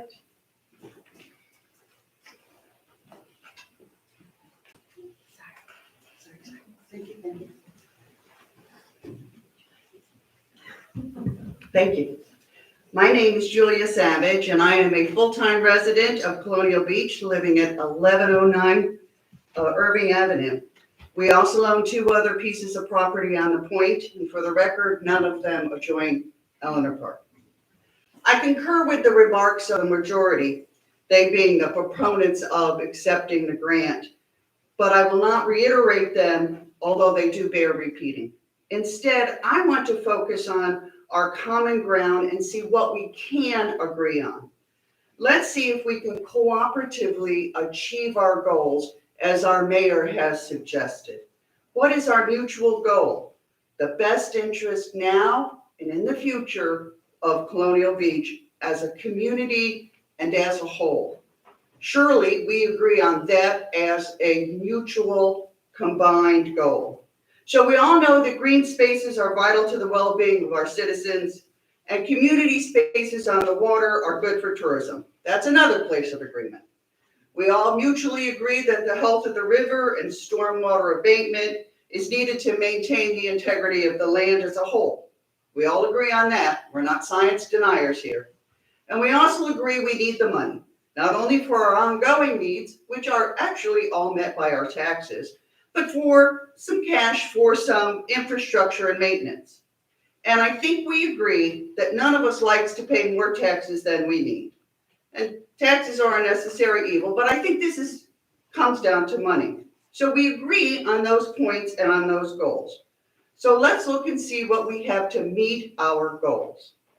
We have a tax base that is growing significantly due to the recent construction. We'll get some immediate cash from this grant, a good chunk of cash, and we can also continue to obtain more grants, including community grants for downtown development, grants for the development of this property, stormwater abatement, and other grants. And we also have initiatives which bring in a good amount of change, such as those parking fees. And most importantly, we have ourselves.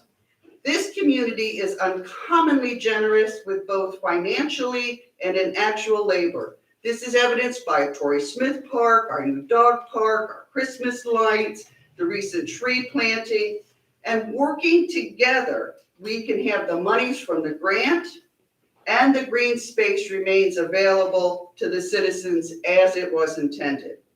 And if you don't care to use the park, you don't need to use the park, that's fine too, but that's an individual decision. The property will continue to be available for the majority to enjoy. And in the meantime, we have the cash to enjoy now Thank and our you. property to use. Thank you. Mr. Messenger? Where did I put my mask?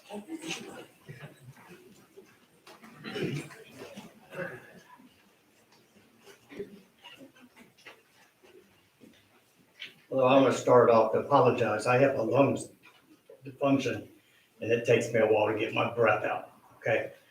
Short and sweet. Eleanor Park used to be a trailer park, when most of these people bought land here. I've been coming here for 40 years. I've been a taxpayer for 25 years. I'm tired of the town getting the blunt of the deal. These grants are great, but it costs the town money in the long run. The guy was talking about a buffer. That's gonna cost us money. We don't even have money to fix the infrastructure of this town. The town needs to fix the town first.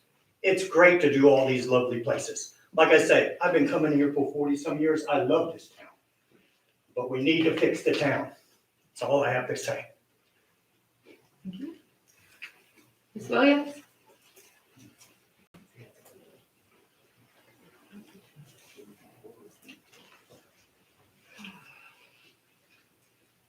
Sorry, I take my mask off, my hearing aids fall out.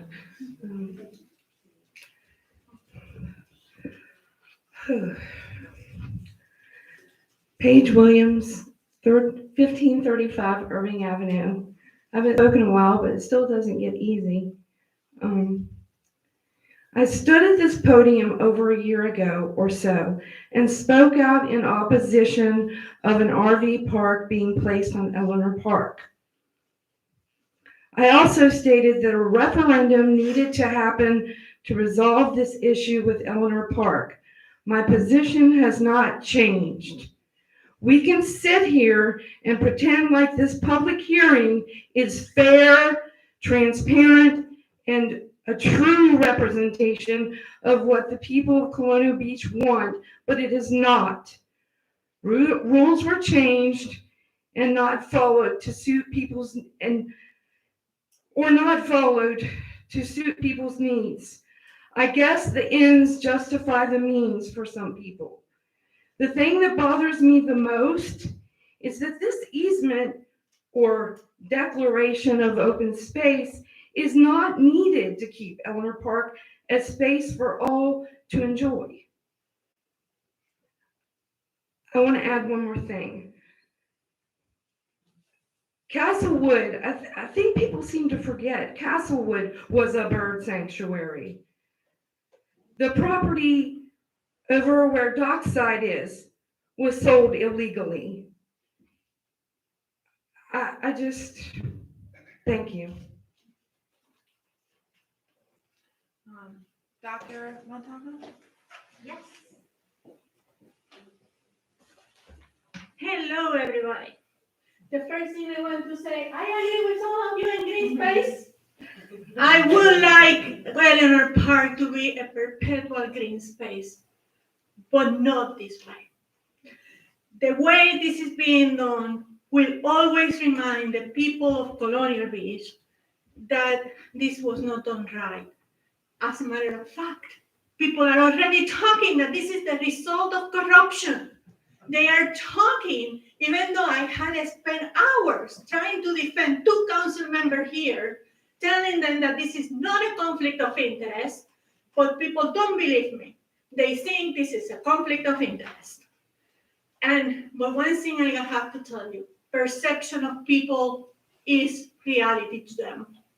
And to them, there are 2 council members here that are compromised, have conflict of interest, and anybody that supports this is also enabling conflict of interest. With that being said, there are some irregularities with this grant. This grant was submitted by town employees without explicit permission of the town code. That violates the charter, the town council, that violates the charter and also Virginia law because it was for an easement, and that easement was an easement for a perpetual easement. And by the way, that is an encumbrance, and that encumbrance requires permission to sell and permission for to accept the grant. 3/4 majority was needed to submit the grant. That's the first thing. The second thing is that the easement was changed to a space grant, which is fine, but it requires 2 acres. Eleanor Park is shy of 2 acres. So the law doesn't say approximately, almost, or anything like that. The law is very clear, 2 acres. Eleanor Park do not have 2 acres. So other than that, most of people of Colonial Beach didn't even knew about this public hearing because it was not published until today. People that received the mailing received it on Monday instead of Friday when it was supposed to be received. Not even the 3 days required for a public hearing. Finally, I just want to say, when I was there, I thought of this. This is a lot of good, but there is a lot of bad. This is like the Nuremberg decrees. You need to see what you're doing. I have 227 signatures here. Okay, hey, everybody, I if somebody's at the podium, we're gonna listen. Thank you. I have 227 signature here Thank of you. people that want us to have a survey and 51 signs of residents. Thank you. Everybody in the audience has been pretty good about listening and staying quiet and being respectful. I'd like to continue that through the rest and the remainder of this public hearing, please. Mr. Montalvo.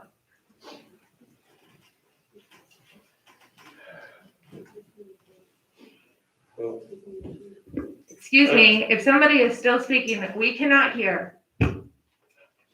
Thank you. Mr. Montalvo. As much as I like parks, and for 10 years I've been wanting to Eleanor Park to stay as a park. I'm here to tell you both no. I'm really impressed and amazed about all this, the big words and intelligent concepts and emotion that was brought by many of people before me. There are no eagles in Eleanor Park. I know, I live there. There are no old people going to Eleanor Park. I know, I live there. Next to it. Every day I walk. Exercise, no running, because no one goes exercising in Eleanor Park. Okay? But what I'm here to say, it seems to me that you forgot why you're sitting there, where you're sitting. You forgot that you were elected by the citizens of this town to represent them and act upon their best interest and of this town. You were not elected to work on your own personal agendas or personal profits. You were elected to represent each one of us, citizens of Colonial Beach, all of us. Not just a small group like Green Spaces or Friends of Eleanor Park or whatever. Eleanor Park was, if I remember correctly, Eleanor Park was for sale a few years ago for, I think, 1.2 million or so. I forget the exact number. And now you want to give it away for less than a third of that? And the town, I think, has to pay $20,000 a year in perpetuity for maintenance. That's what I read. This town with so many infrastructure needs have a council that just wants to give it away instead of exploring options that would benefit all of us. Some time ago, I thought that this was your plan to let some people have a water view. But even though I still think there's a little bit of that, I believe that it's your incompetence driving this move, this plan, this grant. Again, I think you have forgotten who you represent. You just don't represent the people here who I guess have been called to come here to talk about the Eleanor Park, and not the 3,000 people that we have here in Colonial Beach. 3,000 some. But there are elections coming, and I sure hope they vote you out. Thank you. Mr. Fitzpatrick?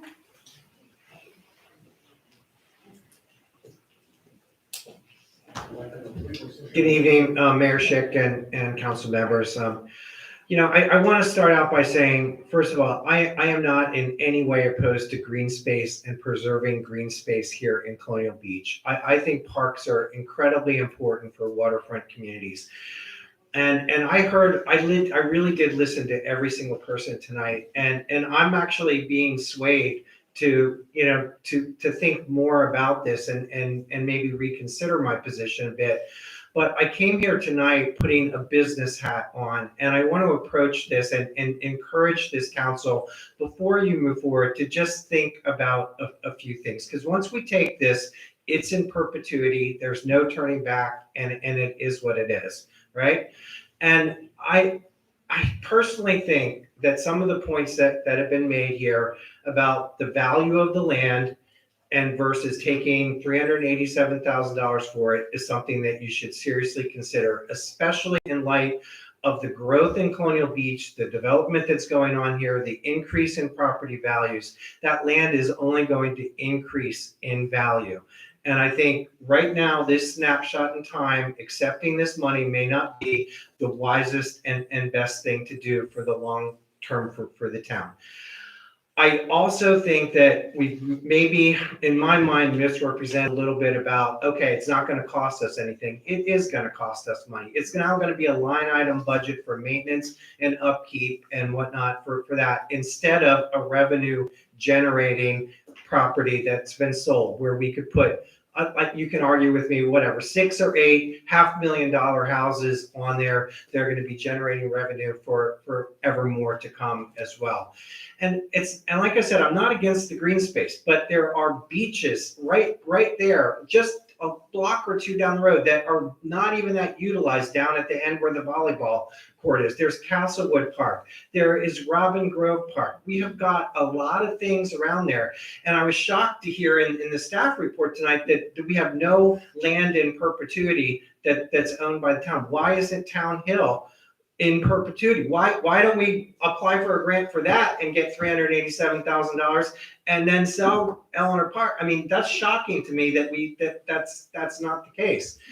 And I think we've heard many times from many public hearings the need for green space on the north side of town. And I think this, if we were to sell Eleanor Park and get $1 million or so for it, think of what we could do on the north side in terms of creating a really lovely and wonderful park atmosphere for the residents of Colonial Beach that wouldn't jeopardize their ability to have the things that people were saying that they want to have in terms of sanctuaries, a place to sit, a place to walk, exercise, etc. So my recommendation would be is to put this on hold for now. You can always reapply again. And I would really like you to think about putting this on the 2022 ballot and letting that be the closure rather than a public hearing. Thank you. Just to clarify, we can't do a referendum on this item, and we've asked a attorney opinion multiple times about that, and it's impossible to do a referendum. Thank you. Okay, thank you. Believe me, it would have been on a referendum 20 years ago. Okay, I apologize. I don't mean to interrupt. I just think that comment's going to come up a lot, so I just want to get it. Mr. Allison.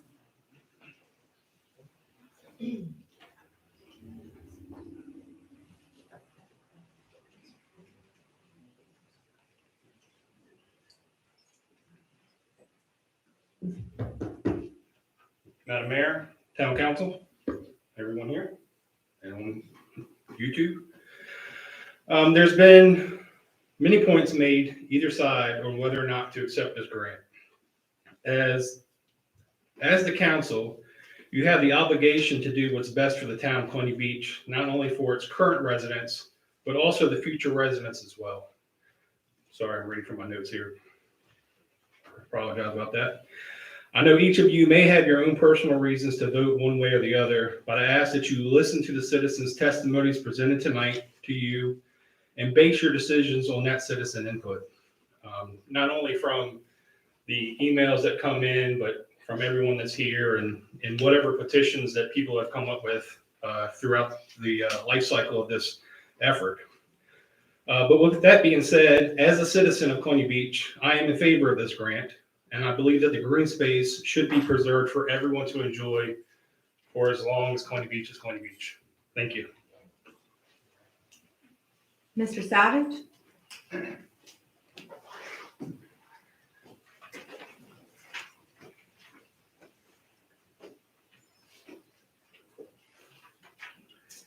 My name is Tom Savage. I live at 1109 Irving. I have a business in town at 215 Jefferson Street, where I have my law office. I've been a volunteer treasurer for the Colonial Beach Community Foundation for 6 years. I'm a volunteer treasurer for the Colonial Beach Performing Arts Association. I'm the volunteer founder of the Alexander Graham Bell Croquet Tournament, which has donated over $14,000 to the Colonial Beach Volunteer Fire Department. I'm the volunteer band leader of the Colonial Beach Boardwalk Band. Come to our show on Saturday, Town Hill at noon and 4. I say this because I do not want you to think that I'm speaking for any of these great organizations. Some of the individuals in town think that these are special interests. I agree, these are special interests, the organizations that are in this town that are nonprofits. I speak only for myself tonight. Tonight I'm going to talk about heritage and history and making difficult decisions. Some have argued that the town shouldn't lose $1 million by accepting the easement and not selling this land to an unknown buyer sometime in the future. First, the last fair market offer came in 2018 at $900,000. Infrastructure costs, as was reported by staff, infrastructure costs came in real high and would not justify the $900,000 sales price. So the property was 3 years ago worth something less than $900,000. The town is to get $387,000 or thereabouts from the easement, so we are really talking about losing $500,000. But remember, we're not losing $500,000 because we will still own the land. All of us in town and our tourists will be able to enjoy this asset for the rest of time. Mr. Kintz in 1892 said, forever. Anyway, sometimes you have to make difficult decisions because of history and heritage. One of your board members had a similar decision to make about 24 years ago. A decision had to be made as to whether or not to admit women to the Virginia Military Institute. The history of the Institute was on the line. Virginia tradition was in the crosshairs. If the school bucked the U.S. Supreme Court decision, it might cost the school about $10 million per year in lost funding from the Commonwealth of Virginia. $10 million per year. Other reports said that $300 to $400 million was needed in upfront money to do this purchase. One of the board members here tonight made a very tough decision that tradition and history was more important than $10 million per year. That board member voted with 7 others to go private and find the money to go private. 9 others voted to stay a state-supported school and continue to receive state funding. Women were admitted. Now, I know this board member pretty well. We've been political adversaries in the past, but I think we've also remained friends for about 45 years. Sometimes, and you don't see that very often nowadays, sometimes history and tradition is worth $10 million a year. Sometimes history and tradition is worth only $500,000, not per year, but now, a one-time shot. So take the 387, protect history in this town, protect heritage, and do the right thing. Thank you all. Okay, that is all that I have signed up for the public hearing. Is there anyone else in the room before we start reading the emails? Yes, please come forward. If you've already submitted public hearing via email, it will be read. You do not need to come up at this time. I submitted through email, not thinking I would make it. Okay, That's well, okay. if anybody gets this, No. we'll just read your email. Is that okay? Yeah. Yes. The emotion out of it, but okay. Oh, no, okay, fine, come up. I'm gonna be accused of something one way or the other. Here we go. I had to work in DC. I was at work in DC at 6 a.m. and I just got home a while ago. So I Please didn't make get sure back. you state your name Oh, yes. clearly so whoever has your email can pass it. Yes, ma'am. So I'm Krista Brown at 1408 Bancroft. And I'll be pretty quick. My wish, again, was to address the town council and citizens of Colonial Beach in person, which now I can fortunately do. I began traveling to Colonial Beach by boat only in 2008. I had never heard of this small town as I cruised the Potomac River. What I noticed and what made my husband and I turn the boat into Monroe Bay and dock at Nightingales were the beautiful beaches, tall trees, and Victorian-era homes seen from the river. Since discovering Colonial Beach, my husband and I travel here several times a year, and in 2019 decided to make this special place our forever home. The growth I have seen in Colonial Beach since 2008 is inspiring, exciting, and needed. Our town is truly the gateway to the rest of the Northern Neck region, and we can only improve. However, too much growth can also have a negative effect. While we have the new construction projects in our town, such as the Dodson project, which are desirable, the area known as The Point does have very little, if any, public green space, other than a dog park and a playground. When walking and or driving The Point, most lots which were either empty or occupied by derelict homes have been purchased and are having new homes built. While I personally see this as part of the beautification and inspiring growth of our town, trees are being cut down at a rate we have not seen before. So one must ask, why would we want Eleanor Park, a small park, to be destroyed? One argument is if the town sells it, we can get more money than what the proposed grant is worth. I argue you cannot put a price tag on our parks for future generations of citizens to enjoy. You cannot put a price tag on the nests of ospreys and bald eagles. And I do live there, and I can see eagles and ospreys from my backyard. Don't worry, it's not the view thing. I can see the tops of the trees. You cannot put a price tag on picnics and croquet matches. You cannot put a price tag on our trees, which are lessening by the day. Once a park is demolished, it is lost forever. It saddens me to think of Eleanor Park as anything other than what she is, a public park offering beauty and waterfront views to all citizens of Colonial Beach. This town is unique in the way we treat each other with kindness, respect, and a wave. We take care of one another and support our businesses. I have been absolutely revolted, appalled, and disgusted that citizens who live near the park are consistently being maligned, sullied, and libeled by others in social media. That is not who we are as a town.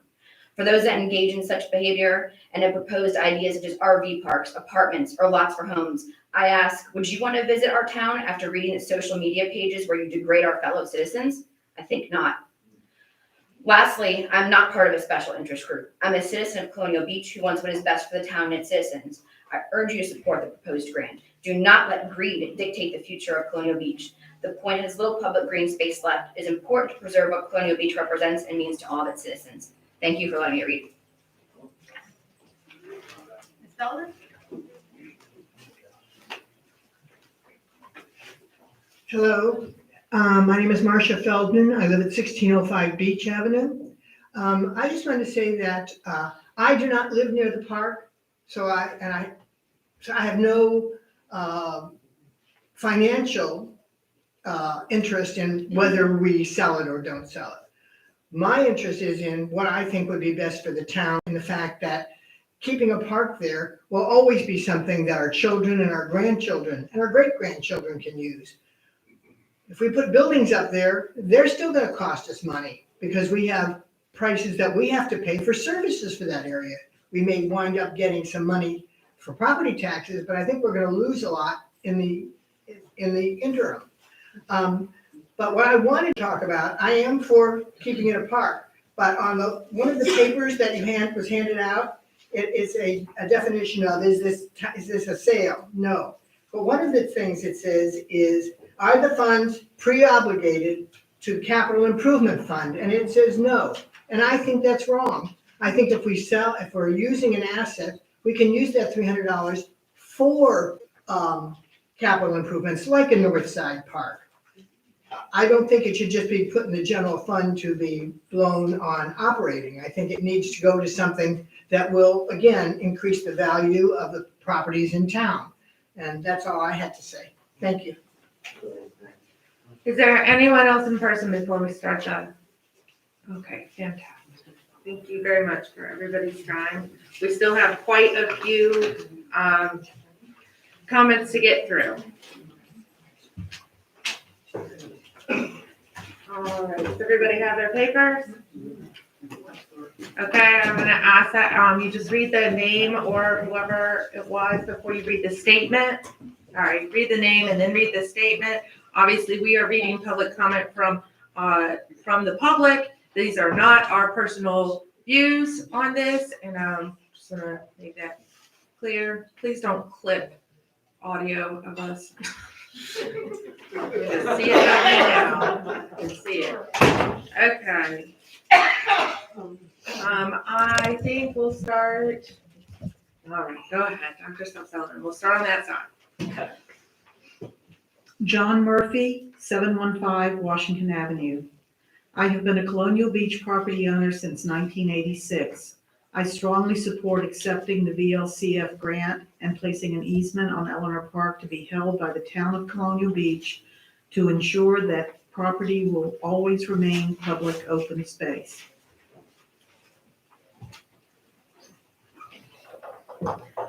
William Knuckles, 204 Monroe Bay Avenue. I am already on record speaking about Eleanor Park and how those sorts of waterfront parcels usually only become available for public use following a tragic economic turndown or through a disaster such as a fire or flood. We are fortunate to have a park that was created by intention rather than the result of rebuilding from disaster. I stand by those remarks. Tonight, my comments relate solely to economics and putting money into the town's coffers and keeping money in our citizens' pockets. The decision tonight is about the opportunity to receive over $387,000 to do what you and the many councils before you have already done, maintain the park as a park. By doing so, you'd be taking in the equivalent of almost 39 years of property taxes, receiving in 1 year, which would normally take 39 years if the parcel was in private hands, is smart government, to put it mildly. Eleanor Park also has values that can help our residents through the town financially. As you may have heard, FEMA has launched National Flood Insurance Program's Risk Rating version 2.0, which is being implemented this winter and next year. While you may have heard that some hope the average that rates for Colonial Beach might be lower, I have checked actual rates for my house under FEMA 2.0. My rates are slated to go up over 60% in 2022. Yes, 60%. An increase from $1,405 to $2,280 in 1 year. The FEMA Community Rating System, also called CRS, may help take some of that burden off our citizens' insurance costs by reducing our insurance rates. The CRS system gives discounts for towns who do smart things in the flood zone. One of those smart things is preserving open space in the flood zone. All of Eleanor Park is in the flood zone. So whether it's saying yes to take $387,000 simply for staying the course or applying a conservation easement on land that we keep, which will then give the town FEMA CRS points, which can be used to lower the flood insurance for everyone in town, voting to accept the grant should be one of the easiest decisions you make this term.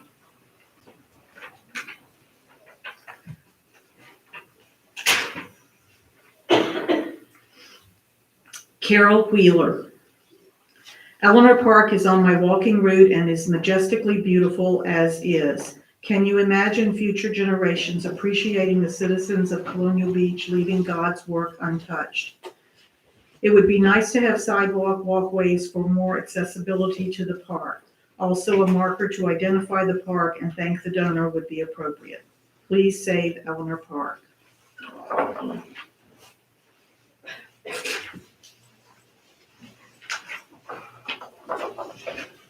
This is a duplicate of Mr. Knuckles, so I won't read that again.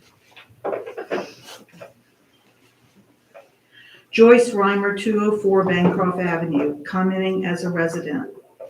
The value of community green space is finally beginning to catch up with the recognition historic preservation is now accorded. Like historic buildings, once gone, green space can be irreplaceable.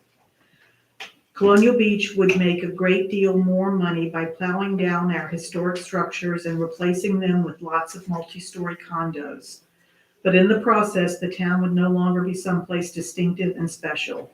It would have lost its soul. Our beautiful natural resources likewise contribute to the town's character and appeal. The large expanse of Eleanor Park with its tall trees is an extremely valuable wildlife preserve for birds, insects, and other creatures. I refer everyone to the article Insect Apocalypse to learn more about the danger to wildlife and even our food supply from loss of green space, uncultivated lands, and forests. I urge you to accept this grant to preserve Eleanor Park's contribution to our community's environmental health. But I also challenge everyone who supports that to work just as avidly to generate comparable parks and green space on the north side of town. I am convinced that the greening of Colonial Beach will help increase tourism and increase the value of all town properties. Attached to this statement is one proposal for Eleanor Park, and that has been distributed.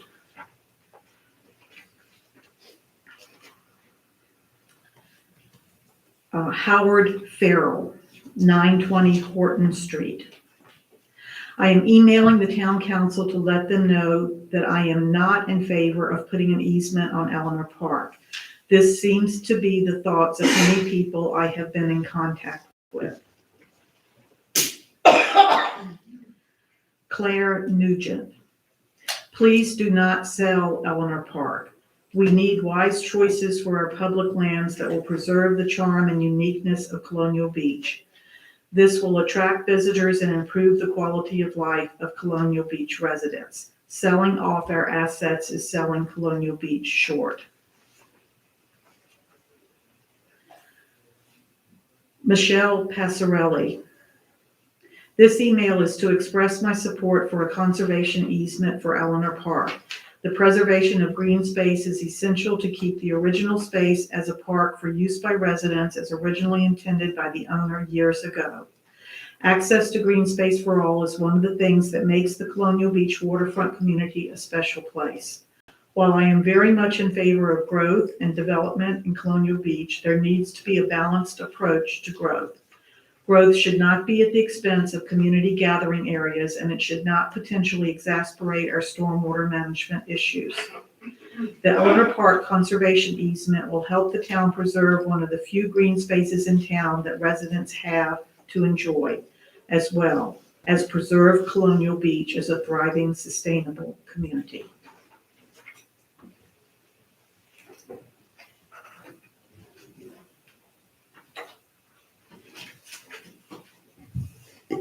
All right, from Randy Wall. I reside at 18 Virginia Avenue. I'm writing to you today to show opposition to the Eleanor Park Conservation Easement Grant and the ability for Eleanor Park to remain as a park held in perpetuity. While the original Eleanor Park owner's wishes in the 1800s are honorable, the town's previous administration's poor management with regard towards our infrastructure and capital improvements throughout the years have created an emergent need to secure additional funding for such services to be rebuilt, enhanced, repaired, and maintained. If this were a privately held town, its previous administrations would be jailed or have had to file for bankruptcy and close. While I've only been here for a short while, I sense the only way things get maintained around the town is through grants and other sources for funding, rather than through normal budgetary methods. Furthermore, it's apparent one only needs to drive throughout the streets that the southern half of the town is maintained to a different level than the northern half. The town needs to have clear and defined 5-year, 10-year, 15-year, and 20-year plans and budget accordingly. The town should not be in land ownership business. We currently have a sufficient number of parks to serve the current and future residential growth of the town, as well as its visitors. Just drive around and note the level of usage at the existing parks and count the number of people that are using them at any one time.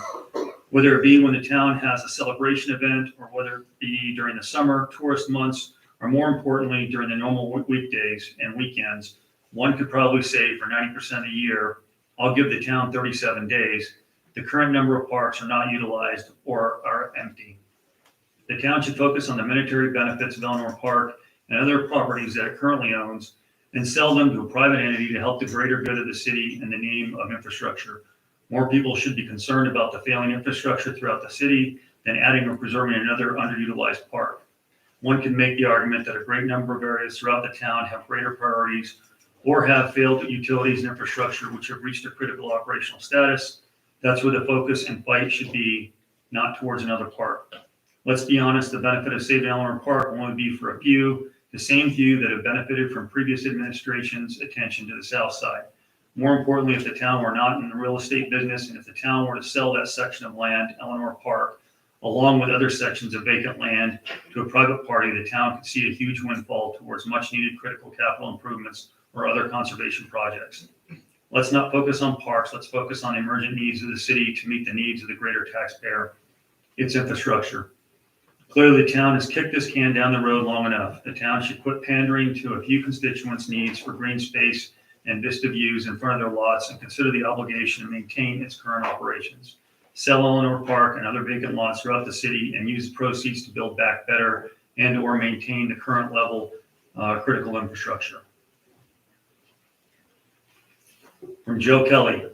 Dear Mayor Schick and council members, as we all know, the future of Eleanor Park has divided the town for many years. To be fair to every citizen, I recommend that the town put the question of the future of Eleanor Park to the citizens for them to decide. I suggest that we add a question to the next voting opportunity to make a final decision of the future of this property. The referendum can be as simple as keep Eleanor Park as a public town park, yes or no. If the town moves forward with proposed resolution, I hope that the town council is smart enough to require a supermajority to pass the resolution. In 2019, Mr. Cromwell, the town's attorney, advised the council that in his opinion, approving the VLCF grant required the approval of 3/4 of all elected council members. Anything other than a 3/4 vote would not look right to the citizens.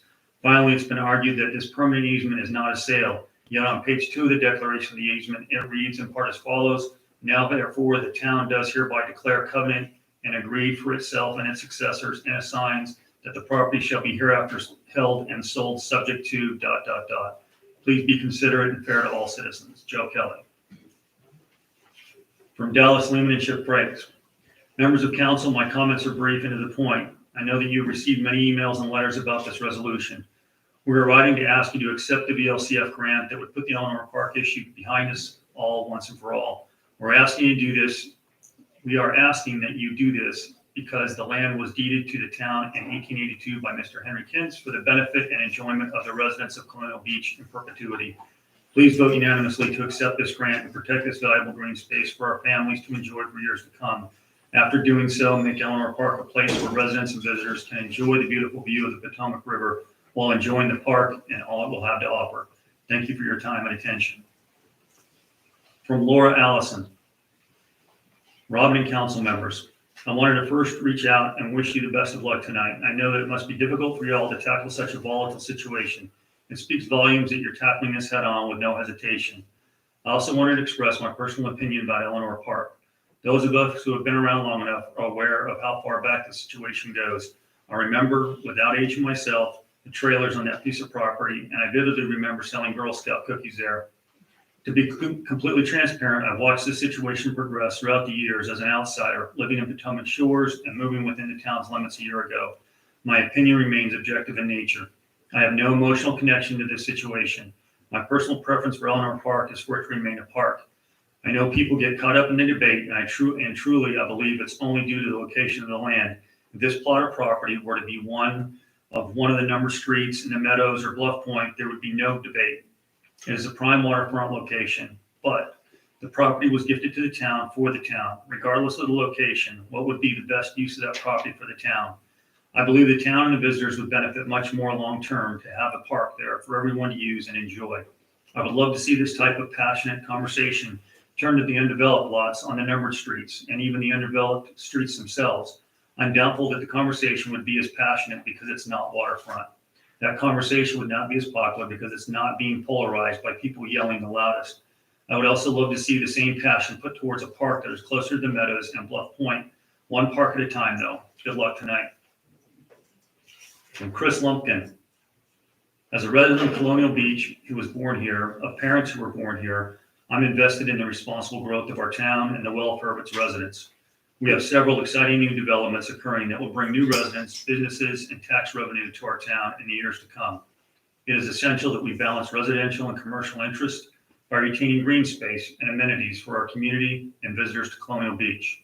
I'm a proponent of preserving all currently designated parks and green spaces, as well as expanding and improving these spaces as opportunities arise. Green space provides many benefits for Colonial Beach: attractive areas for recreation enjoyed by residents and visitors, coastal resilience to prevent shoreline erosion and mitigate floods, habitat for wildlife, cooling summer heat with tree canopy. I find no compelling reason for the town to sell Eleanor Park for development of residential property. Estimates of potential revenue from the sales and tax revenue are uncertain, and we have seen residential developments fall short of expectations here many times. We currently have a crisis in affordable housing that threatens our businesses as workers struggle to find housing close to work. This is not a time to develop more expensive waterfront property, and I do not believe Eleanor Park is an appropriate place for such development. I urge you to honor the generous gift from Henry Kintz in perpetuity as he intended. Take this opportunity to accept the generous grant from Virginia Land Conservation Foundation and put Eleanor Park into a conservation easement. A bird in the hand is worth two in the bush. Respectfully, Chris Lumpkin. Kathy Bachman, owner 1501 Augustine Lane. Town council members, I am always cautious about publicly stating my opinion on Eleanor Park because the dissenters dismiss me as someone who only cares about this land because of my view. Yes, I do enjoy an enhanced view, but I have always enjoyed a view of the river. Our first investment in Colonial Beach was in 2006 with a weekend home at 1501 Augustine Lane. We purchased this cottage because it was on the corner lot with a short walk to a quiet beach, Castlewood Park, and enjoyed a view of the river. Our view was not only the river, but also our neighbors' homes, some who resided in the trailers in Eleanor Park. We thought the trailers would always be there. We were surprised to come down one weekend to find yard sales, several trailers, and talk that trailers were being removed. It took some time to remove the trailers, pads, debris, and pipes. There were a couple of years that the neighbors had to cut the grass at Eleanor Park to keep it up. Then there was crime scene tape and no trespassing signs. The controversy over this land led me to want to understand the history behind Eleanor Park.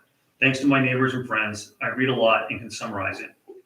1882, Henry Kinson, founding lot owners of Colonial Beach, established Eleanor Park and put it into a trust to have and to hold the same in trust for the benefit and enjoyment of the owners of the lots in said subdivision. Recorded in Westmoreland County Deed Book 43, page 20. The priceless green space is something to give thanks for. Thank you to Henry Kentz, who set aside green space, Eleanor, Robin Grove, and Castlewood Parks as he established the point. He must have known that parks would not only improve the value of his development, but also the lot owner's enjoyment. Mr. Kentz, thank you for the gift. Thank you to the grant writers who asked for funds. Thank you to Virginia Outdoor Foundation for awarding Eleanor Park $387,416 to keep it green space through a conservation easement. This grant will keep the priceless land as it was intended. VOF's grant allows the town to still own the green space and keeps the future of it as Mr. Kintz's gift intended, a park. The future, Eleanor Park as a park. It should not sit as it does today. It needs to be activated. The renderings are a great start of a vision for its future. This park can sustain itself if we look at it not only as a space to enjoy, but also I have suggested for several years that we can look at this picturesque land as rented space for small events to include I do ceremonies. We need to activate this space so that it is enjoyed and benefits the lot owners as intended. Members of the town council, we have a chance to not only uphold the trust given to us by the founder, Mr. Kentz, but also to receive a bonus of $387,416. Please join me in saying thank you and vote yes to keep the promise and the gift of green space and accept monies granted by VOF to keep it green. Andrea Sauter. To the Town Council of Colonial Beach, my name is Andrea Sauter, and I'm a constituent in support of accepting the grant to maintain Eleanor Park as an open green space. The environmental benefit of preserving this park is significant. Stormwater runoff and water retention management are major issues for Colonial Beach. Eleanor Park can be used to enhance stormwater management with a retention pond built into the landscape among the mature trees. This grant is particularly appealing because the town retains full control of Eleanor Park. It remains an open green space. Instead of selling to a private developer to build homes for a few, the park will be enjoyed in perpetuity by all. Waterfront parkland is scarce and irreplaceable. Please vote in favor of accepting the grant to maintain this treasure in Colonial Beach. Renee Young. My name is Renee Young, and I've been a homeowner in Colonial Beach since 2006. I would like to give my 2 cents worth to speak on where my tax dollars are being used. Remember, you never know what you've got till it's gone. Well, I'm afraid that as a community, we would lose a lot if Eleanor Park is developed.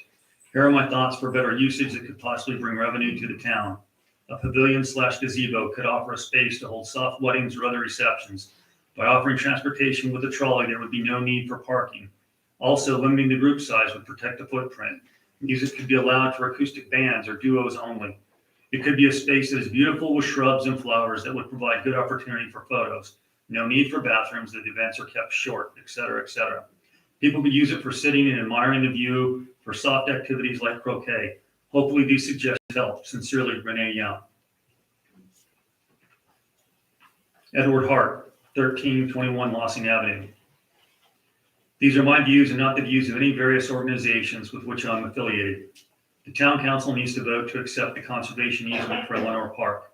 The divisiveness of this issue has gone on long enough. Preserving Eleanor Park is the right thing to do for so many reasons, including That is what our founding father wanted when he deeded it in 1882 to be used as a park in perpetuity, and then named the park after his daughter, who died at 2 years old. Eleanor Park is the last remaining waterfront public park in Colonial Beach, and like successful waterfront towns everywhere, should be spotlighted and enhanced to support residential and visitor use. Eleanor Park can be part of a town-wide effort to deal with stormwater management, an issue that becomes more problematic every year. Eleanor Park has old grove trees where osprey and eagles perch and look for prey. Preserving Eleanor Park demonstrates the town's commitment to the green space needs of its residents and sets the right tone for those looking to visit, move to, invest in the town. Eleanor Park can be used as a venue for events that can bring revenue to the town, such as weddings, plein air art, workshops, croquet tournaments, music performances, and more. Money from this grant can be used to support green space parks on the north side of town or elsewhere. This grant can be just the beginning of grants that support Eleanor Park. Other grants could support implementation of Eleanor Park's enhancements. Those who seek to sell Eleanor Park seem to argue a variety of reasons. The town needs money. While the town could probably always use additional financial resources, the town had a significant surplus in its last fiscal year, and revenue from new development, higher real estate assessments, new grants, and other revenue enhancements make that argument very weak. The subject of Eleanor Park seems to be brought up and used as a political issue when needed. Eleanor Park deserves a better fate than being used as a political wedge. I have heard there's a group of investors circling, planning to try to buy Eleanor Park for personal profit. I would argue that those investors do not have the best interests of the town in mind. They are only interested in lining their own pockets. There are those on social media who seem to have a personal animus or prejudice towards my husband and I, and seem to want to sell Eleanor Park to pointedly demonstrate that animus. My husband and I, and the hundreds of others who support preserving Eleanor Park, have been called a special interest group by those who want to sell it. While those who have supported preserving Castlewood have said they are acting on behalf of the people and call themselves heroes. My husband and I have been accused of wanting to retain Eleanor Park because of our view.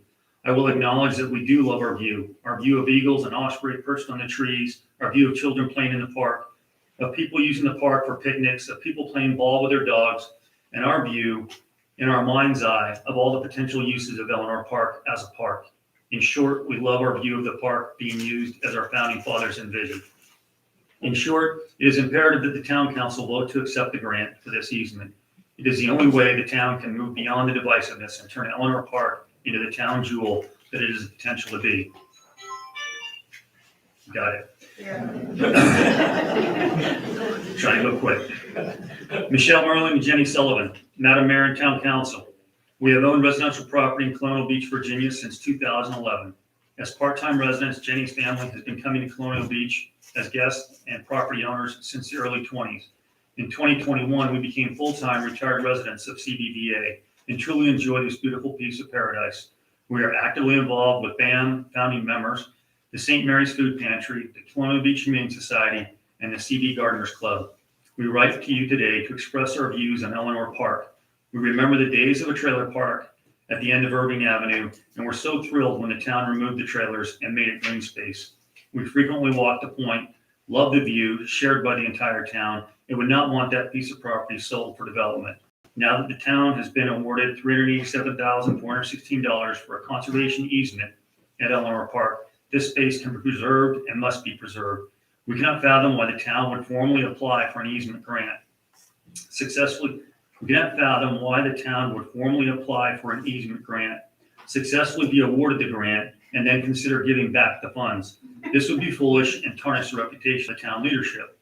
We ask that you accept the grant awarded to the town and use the funds to continue to beautify our little piece of paradise. Thank you for consideration and our request.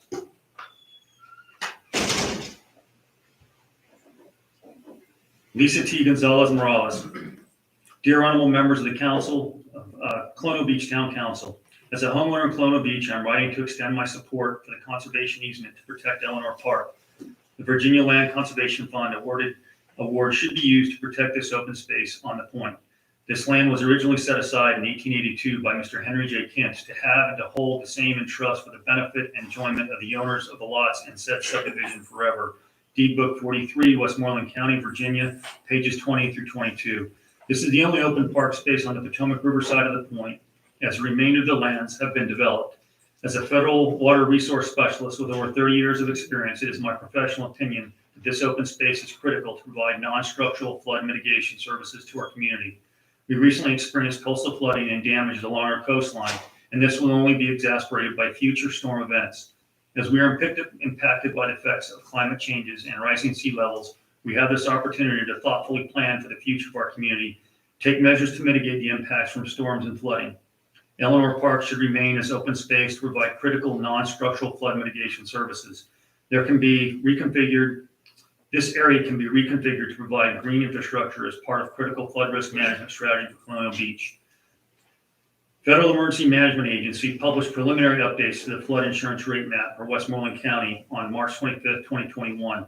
As the maps demonstrate, Colonial Beach will be impacted by flooding, especially along the point.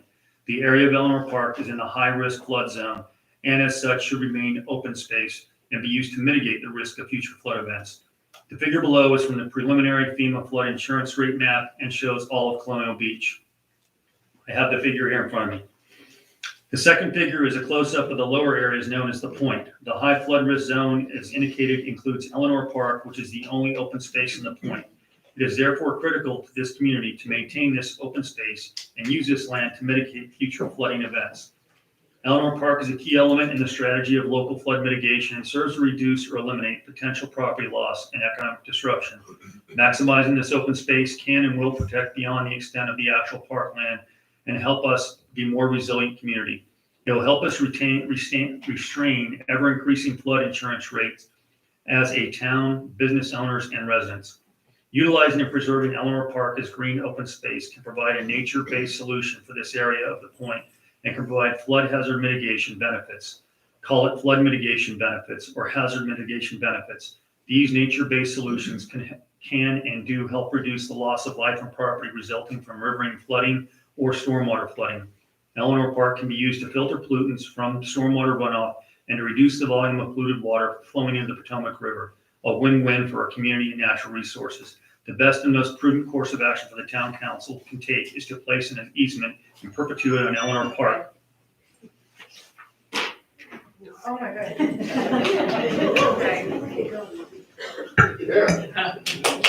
Hold on, we're still keeping decorum. There are still several to go. Okay, Are they timed too? oh, they all are. Every single one. Yes, just like that email, timed also. Absolutely. Ms. Robertson, you want to continue? Yes, okay. When the subdivision known as White Point Farm was platted in 1882, the owners had the foresight to include parkland, in particular Eleanor Park. By virtue of a deed from Henry J. Kuntz, trustee, the streets, highways, and parks on the plat were conveyed to various trustees and later by court decisions, dedicated to the town for public use forever. Under the terms of the VLCF grant, the town will retain ownership. It is not conveying Eleanor Park or property rights therein to a third party. By voting to accept the grant, council can honor the original inception of Eleanor Park as a place of benefit and enjoyment for all forevermore. Deed book number 43, Westmoreland County, Virginia, pages 2022. Additionally, grant or no grant, Eleanor Park will most certainly remain a park. So acceptance of several $100,000 in funds seems the wise choice and one supported by hundreds of Colonial Beach residents, your constituents. We ask that you vote to accept the Virginia Land Conservation Foundation grant for Eleanor Park. Sincerely, Pal and Nancy Duncan.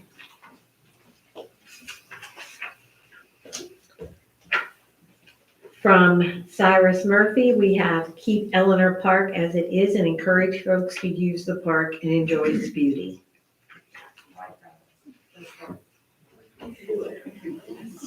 I'm Mary D. Haggerty, a resident, homeowner, and taxpayer of the town of Colonial Beach. This email serves to express to the town council, mayor, and the town manager my support for accepting the grant to protect Eleanor Park for the enjoyment of Colonial Beach family and community. Please consider that it's not always revenue. It's also about the town's beauty and fellowship. And to many of us, that's what our park, including Eleanor, represents.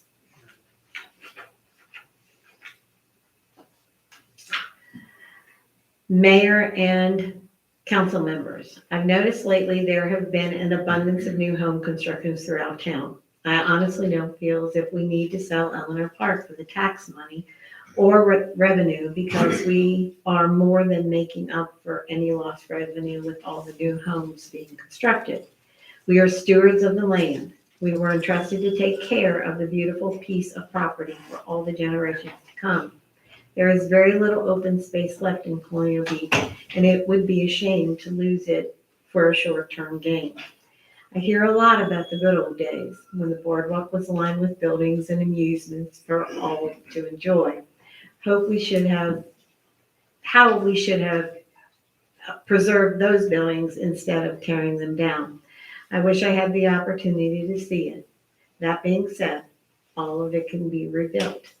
We have an opportunity to preserve the beauty of this property and still be able to develop it as an income producer, a wedding venue, a skateboard park, a pavilion for events.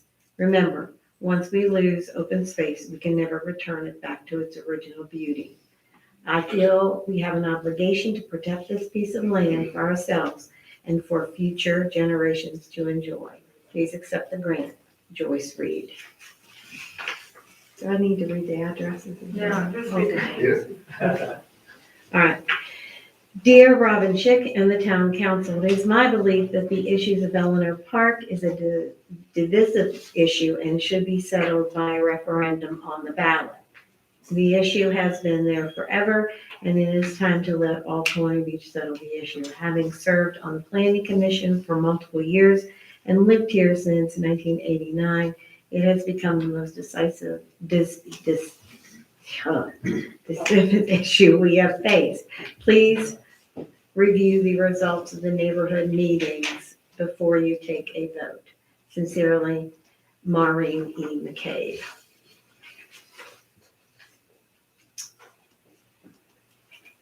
To Colonial Beach Town Council. My name is Sherry Hutchins.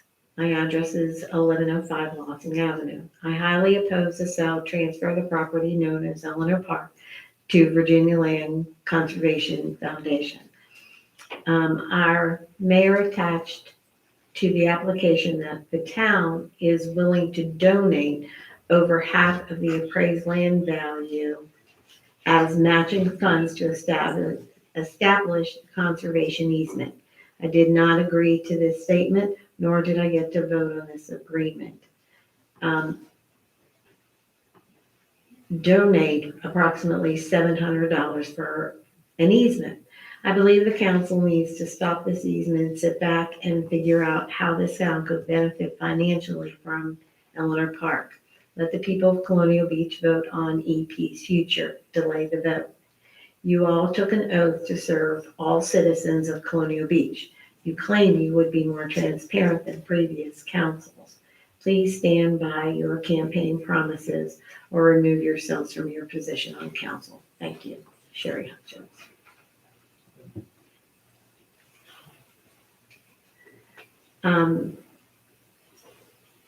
Please put our vote to save Eleanor Park from the town selling it off. We need green space here, not more buildings.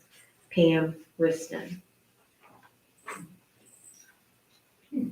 I fully support accepting the grant, protecting Eleanor Park as a green space and leaving it available for all to enjoy. I feel strongly that we need to preserve what little green space still exists here at Colonial Beach. Once you sell off or divvy up a piece of property, it is gone. You cannot make more land. Second, keep the land as a park, providing balance from an ecological point of view. Last, have a space that can assist with runoff issues is critical and will only increasingly be needed as development continues in other areas throughout the town. Thank you for your consideration of this matter. Pat Kurtz. Mary Barber. As residents of Colonial Beach, we have enjoyed seeing the green space of Eleanor Park returned from the trailer park used to an inviting tree-dotted space. With the addition of park benches and pedestrian crosswalks, this would be a wonderful place for joggers, bicyclists, and sunburned families to find a quiet respite. So few beach towns have such a lovely, inviting park, as this is so close to the water. Please keep Eleanor Park open as a green space. From now on, I would like these done in a size 14 font. Thank you.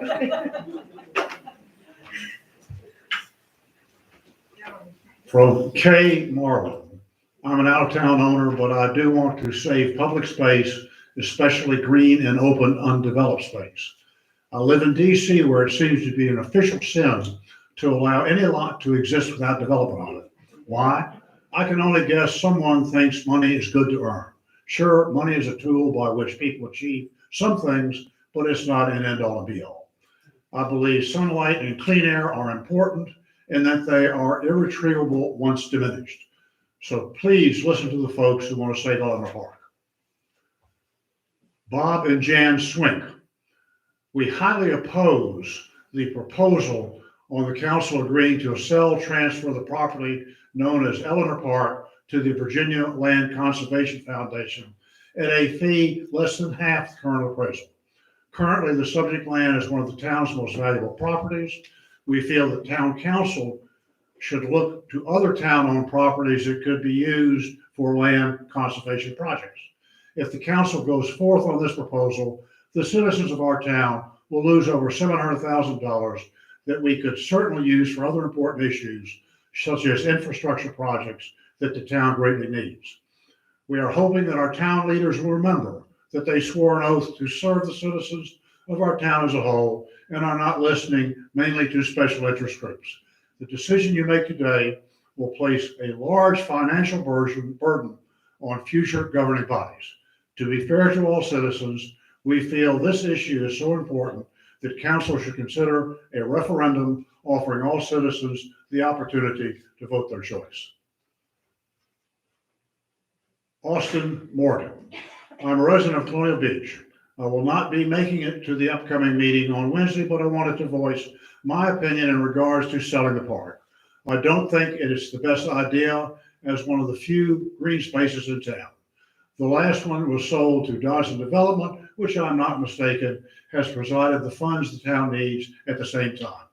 My wife and I would like to see lots of birds over there, and it would be a shame to destroy their homes. I believe the land would be better utilized as a public park instead of being privately sold. Casey Benson. COVID concerns keep me from attending the meeting this week. I would like to take this opportunity, however, to convey to the council my support for a conservation easement so that we may enjoy open space. J.S. Browning, save our green space. How'd you get all the short ones? I guess I was lucky.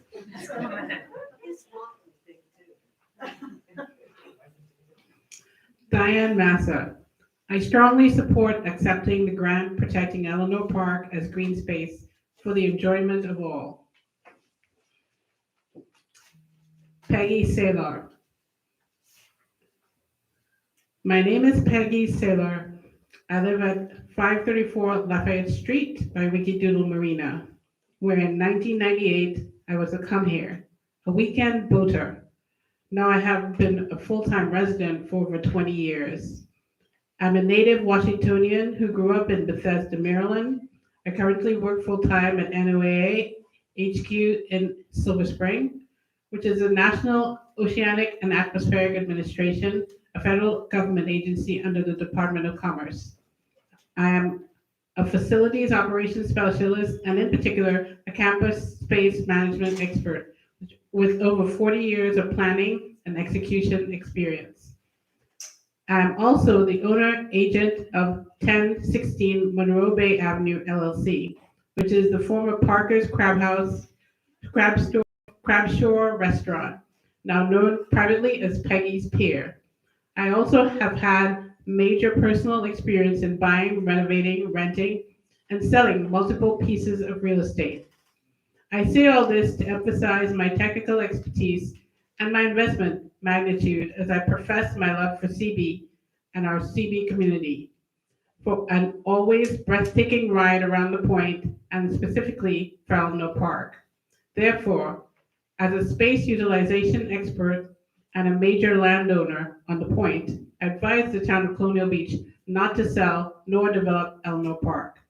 I first and foremost want to honor and be grateful to the past members of our community who gave us their land to enjoy, treasure, and preserve for all who live and visit us.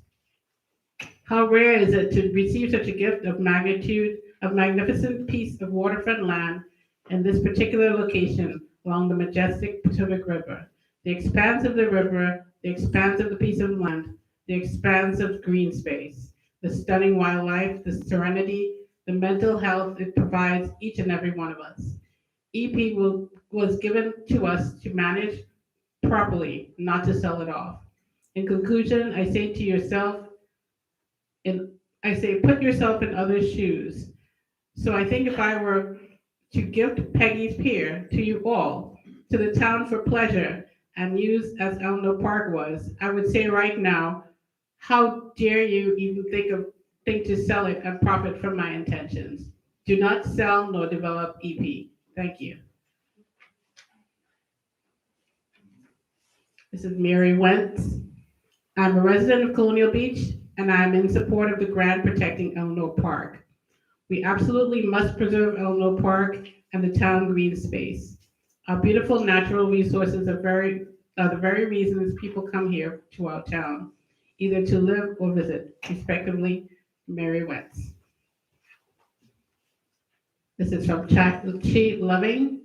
Good morning. I support accepting the grant protecting Eleanor Park as a green space for the enjoyment of all. And this is from Laura Barber. Please save the park. It's lovely. The traffic at the end of the beach is already awful. Save the green space for generations to come.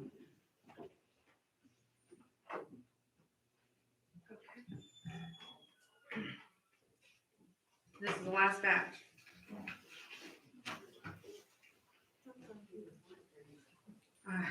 Okay. Maggie Lee, 102 Forest Avenue, Colonial Beach, Virginia.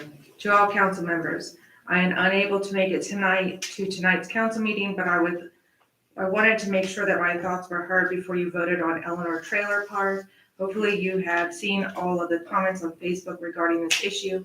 If not, you should do so because people are not happy with how things are being handled. As council members, it is your job to do what is best for the majority of Colonial Beach residents, not what your group of friends want, not what NGOs want, and not what one street of homeowners want. You can't always please everyone, but you certainly must please the greater percentage of town citizens and keep what is best for the town as a whole in mind. Just because one group of people are involved and help around town does not make them better than anyone else. When you volunteer, it is supposed to be a thankless task that you do because you want to help make a difference, not because you want everyone to give you a pat on the back or receive special consideration. Hopefully citizens are now seeing who is truly at play behind this whole grant application and how it mainly only benefits those who get that waterfront view. We have already had 5 green spaces, playgrounds that are not being utilized, and now you want to add a 6th. This just makes no sense. Thank you for your time. Sincerely, Maggie Lane. Charles Morton and Constance Lee Canby Morton, 1316 Lawson. We are living right on the property line, tax ID 3A1292A. One side of the house is on this line. We have plantings on the side of the house and a sump pump that drains into the land. We have been here 3 years, and within those 3 years, this year especially, we have had water drainage difficulties. We have replaced a pump at one time. We have 2, one on either side of the house. The one on the park side runs constantly because our weather this year and the yard has standing water 6 inches deep in the back. Our deck has rotted out and mosquitoes have been unbearable. The way the land drains, we feel that without the trees and land of Eleanor Park, our property value would plummet. We moved here, the town manager told us the land would remain a park. We were sure that the park would remain a recreation area for picnics, ball games, walking dogs, river photo shoots, and observing wildlife. This is the area we are most concerned about. In the 19 years we have been in Colonial Beach, we have lived through a few natural disasters, We have had 2 hurricanes, a mini tornado, an earthquake, a flood, and most recently a windstorm that destroyed hundreds of roofs and properties in our town. The common factor here was the loss of so many 100, 200-year-old trees and all the ones these trees took down with them. Eleanor Park just has a precious few old growth trees left on this small area of park on the river. These trees ecologically are most important to the dwindling wildlife, especially what our town is famous for, the ospreys.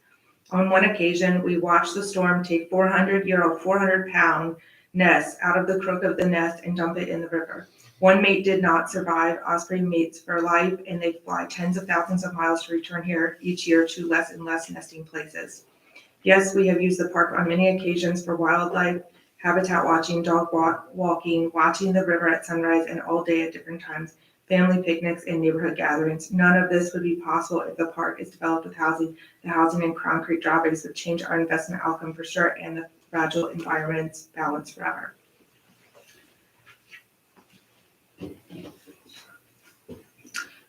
Letter to Colonial Beach Town Council.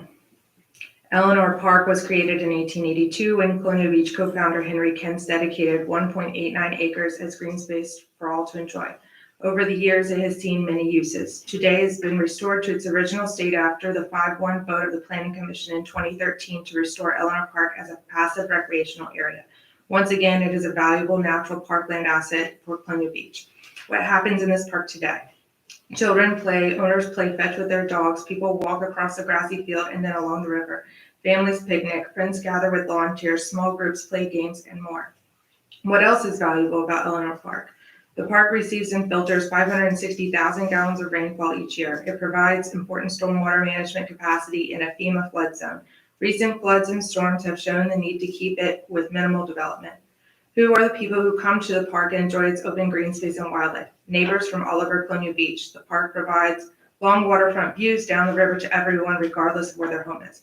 How do people get to the park? Some people walk, some bike, some park along adjacent roads. The entire park is green and accessible. We as a community have the responsibility to ensure that this is valuable resource, nearly 2 acres of open natural green space, remains available today and for future generations with its tranquil beauty and natural state. We ask, preserving the existing and future value of Eleanor Park to the community, make sure that the grant agreement declaration documents ensure that Eleanor Park will remain in its natural state without new roads, parking lots, public toilets, or buildings, prioritize the value of this open green space that supports wildlife, mature trees, existing uses every day, and tranquil waterfront views for all, and contributes to the quality of life in Colonial Beach. Consider using the grant proceeds to establish, expand, or enhance strategically located Colonial Beach green spaces and parks in a way that contributes to and maintains the quality of life in residential neighborhoods. If the conservation easement offered to the town along with $387,000 ensures that Eleanor Park stays in its natural state without new roads, buildings, or parking lots in the grant award should be accepted. Sincerely, Terry Gasterlin, Douglas Gasterlin, Mary Lee Coombs, Dave Coombs, Sylvia Young, Paige Young, Randy Carr, Wes Catlett, Patty Catlett, Dabney Schneider, David Schneider, Krista Browns, Hope Gibbs, and Robert Lennox.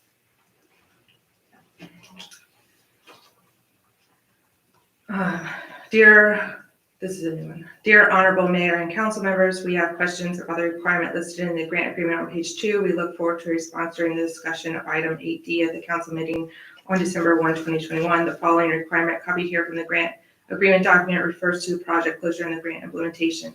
Until project closure, the grant recipient shall submit brief progress reports twice a year at the VLCF on the status of the grant implementation due by the end of April and the end of October each year.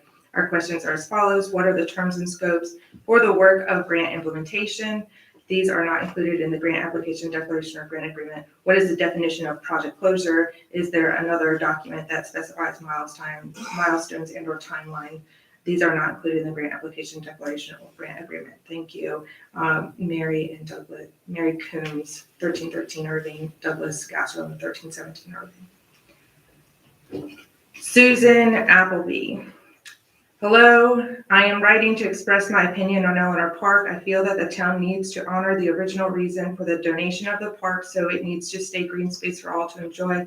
I am certain that was the original intent, so I'm in favor of sprucing it up to make inviting to all. Perhaps a gazebo, gardens, picnic tables, just to name a few. Thanks for the opportunities to give my opinion. Cecilia Pruitt. Town council members, I, an owner and registered voter in Colonial Beach, Virginia, ask for your support in accepting the generous grant that will allow Eleanor Park to remain a public space in perpetuity. Anything you can do to ensure the permanent park status of Eleanor Park while also taking in $380,000 in grant money gets my overwhelming support, and I hope it gets your support too.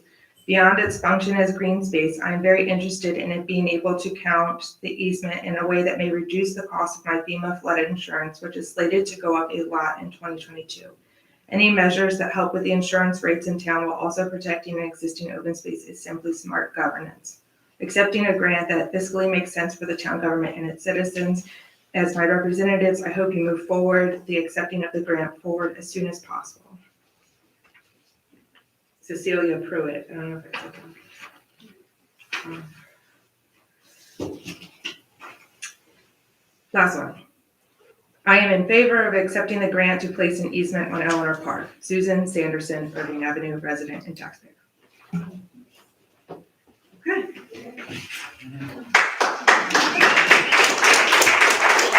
right, hold on. With that, we are going to close public comment. And I need a 5-minute recess because I do need to use the restroom. Is it okay? I just want to tell you all, thank you very much, because I received well over 40 emails, and you guys knew I was dreading to read that much. And you all stepped up to support me, and I really think I'm thankful for it. Thank you. Okay, 5-minute recess, please, and then we'll come back on council action. I have.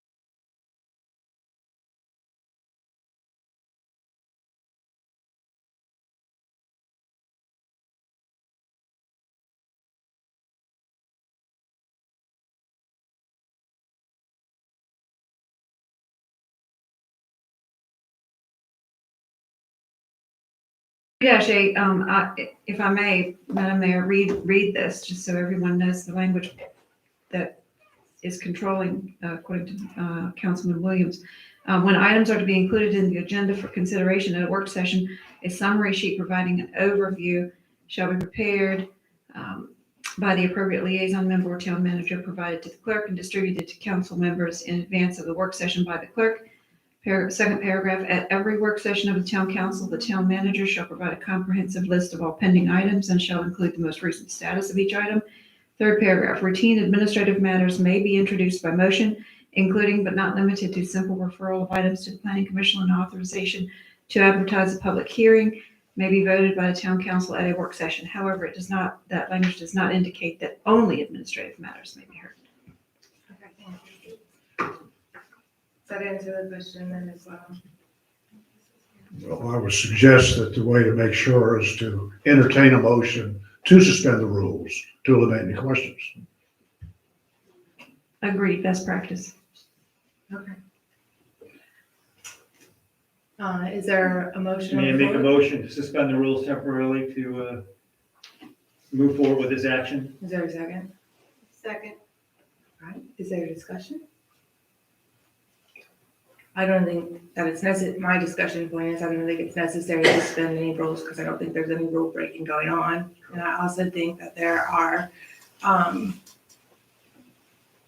is a underlying tone that there is some sort of rule breaking happening, and that is not the case. And I think a motion like that infers that there's that kind of context, and that's just not the fact here.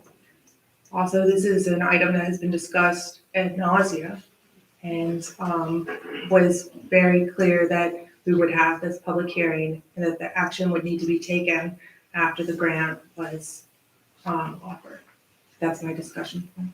May I make a point as well? Sure. As you mentioned, this was discussed previously. It was thought about to be voted on the last council meeting, and it was decided consciously to await and move it to a work session in order to have the 2 council seats filled by the newly elected council members. Furthermore, we have a timeline to meet for the grant, for the acceptance of the grant. And that was, again, brought into play to choose this evening to do the vote when we talked about it last council. So I think we're well within the limits of what we should be doing here by holding this. Any other discussion?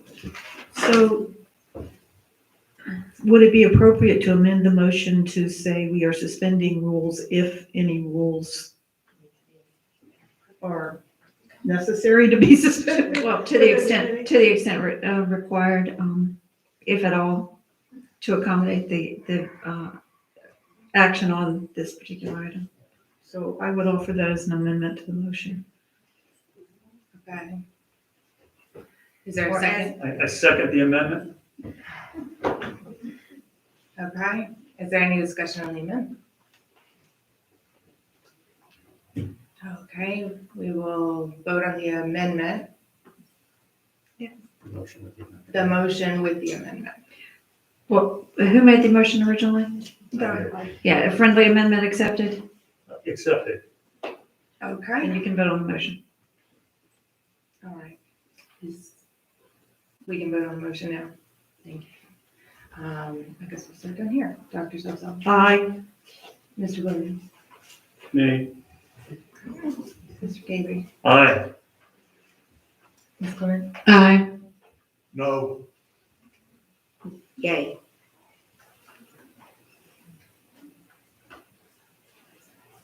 I vote no, but the motion passes.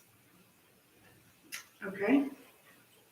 Next is to continue with the motion at hand, which is Resolution 5821, the acceptance of the VLCF grant. Do I have a motion on that? So moved.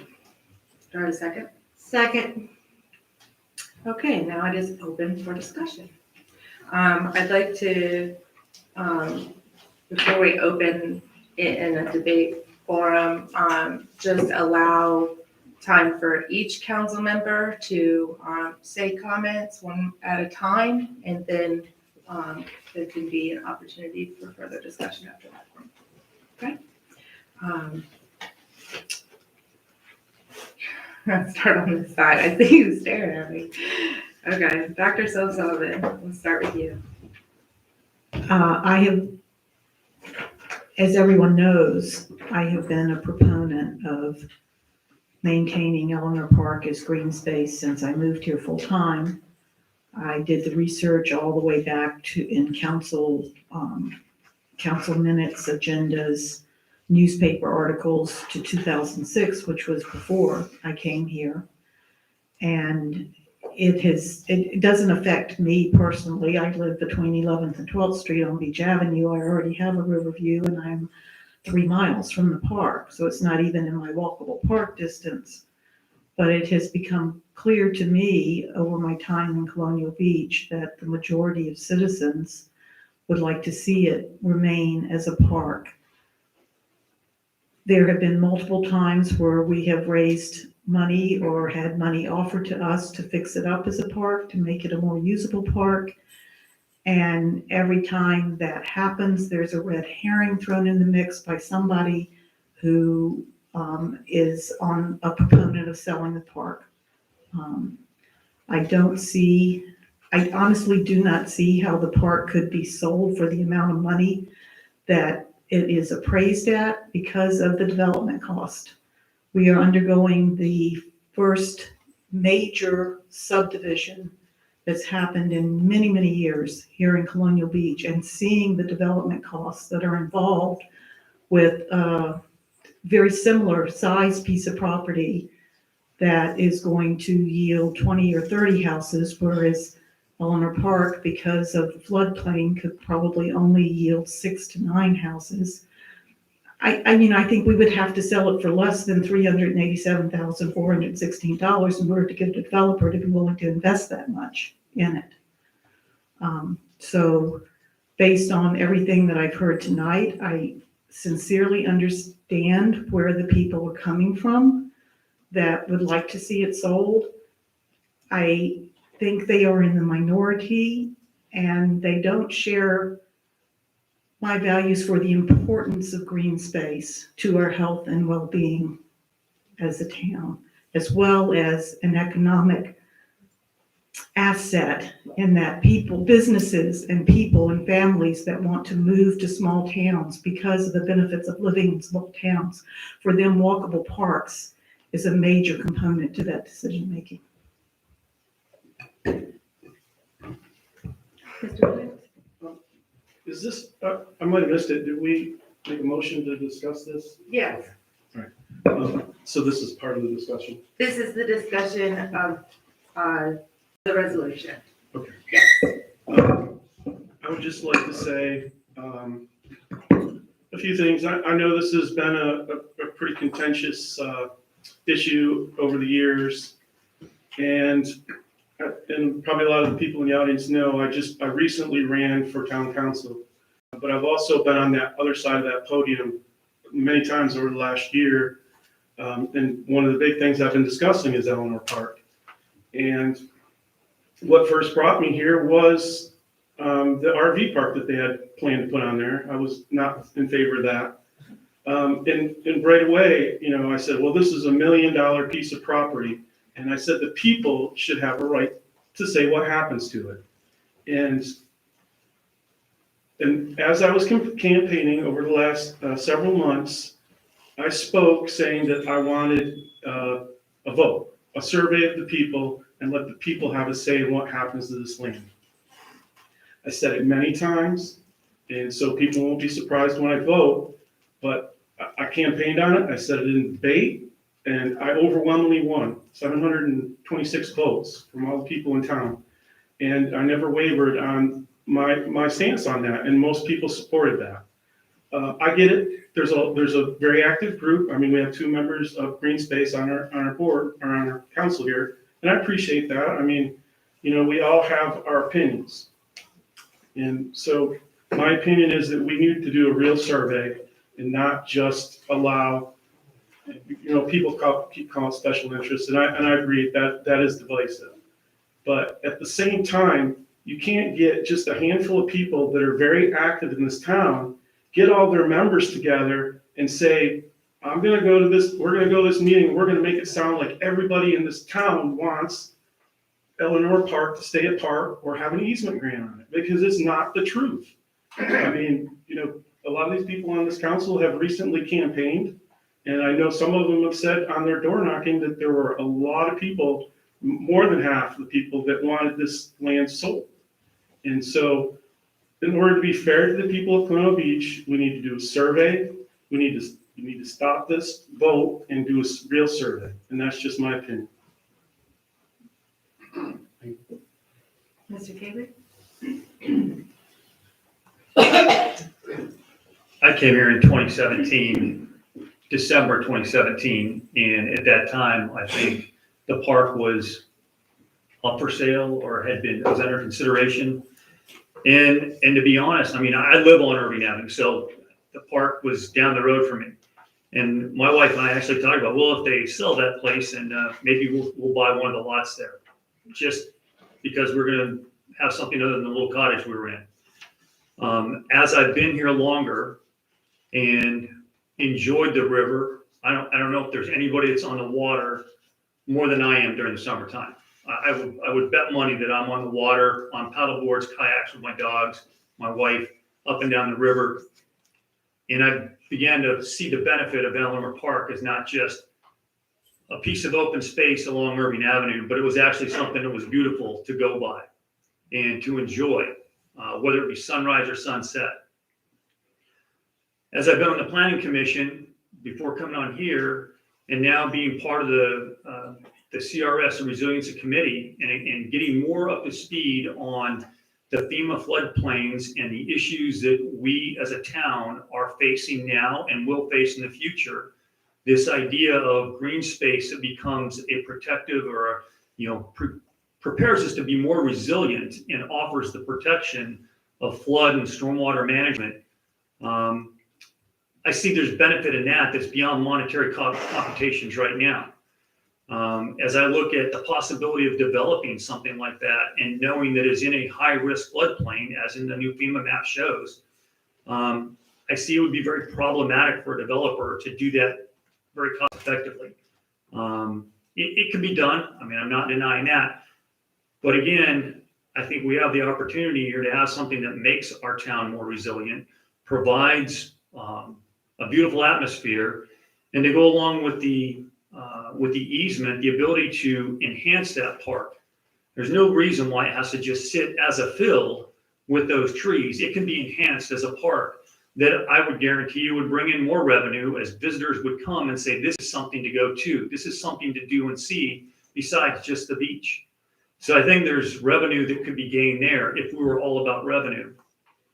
It also seems that some of the people that were concerned about, oh, we need the revenue from this park to be sold for housing development or the home building, are some of the same people that complained the loudest that we were charging for parking and didn't want us to get our revenue that way. So I was kind of confused as to why there was a difference there. Revenue is revenue. I like to make sure that we're fiscally right in our books, and I do think that the town is at that point between the Relief Plan Act and the sellings of the Dawson development that have improved our capital improvement plan situation. We've been knocking things out on that CIP in this last year that was never done in previous years because we have a town manager, a staff, and people that are actually making sure it gets budgeted and gets done. I don't see us in the dire straits this town was in even in 2017. So to say this is, we need it for the revenue, I don't buy that. As for constituents and citizens, I look at what was gathered here tonight. The people that came here tonight are representative of this town. The people that sent in their emails are representative of this town. There were no restrictions placed on people on sending in emails, and contrary to popular opinion, it wasn't announced yesterday because emails were coming in long before that. And if I just went with pure numbers, and I realize this isn't a public vote, but even today, I just tallied up 47 were in favor of a park, 10 against, and 3 wanted referendums. Well, we've heard that we were not allowed to have a referendum on this. It's not going to go to referendum. It won't go to a vote.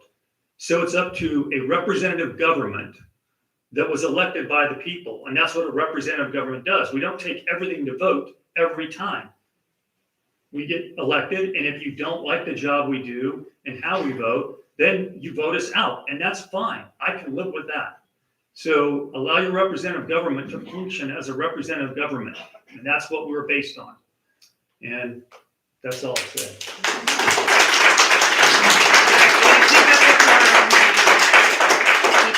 Keep up decorum. The audience, you guys have been pretty tame, actually. I'd like to keep it that way.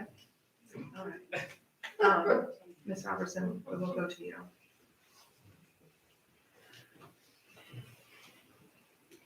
Ms. Robertson doesn't have a whole lot to say. I moved here in 1978 and absolutely fell in love with this town. Population at that time was about 2,000. And I was shocked when I found out our population is up to almost 5,000 people. When you live here, you don't always see the things that go on and how we have evolved. And we really have evolved in so many ways. And this is part of that evolution. And normally we, say that that's growth. Well, that piece of property is very near and dear to so many people. I don't live on this side of town. I live on the north side of town. I still walk by the river every morning when I go on my walks, and I see things that we all see them. And being able to have that green space is so important. It just is. We have taken our grandchildren down there. We have, played along the rocks and found little creatures in there and, thought that was pretty cool. And it's just the way it should be. So with the changes, we have so many changes that are coming along. That's one thing I'm very glad is not going to change.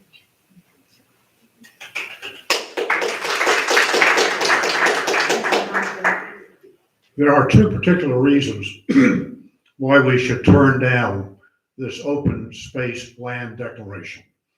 First, I view this as a fundamental abrogation of fiduciary duty.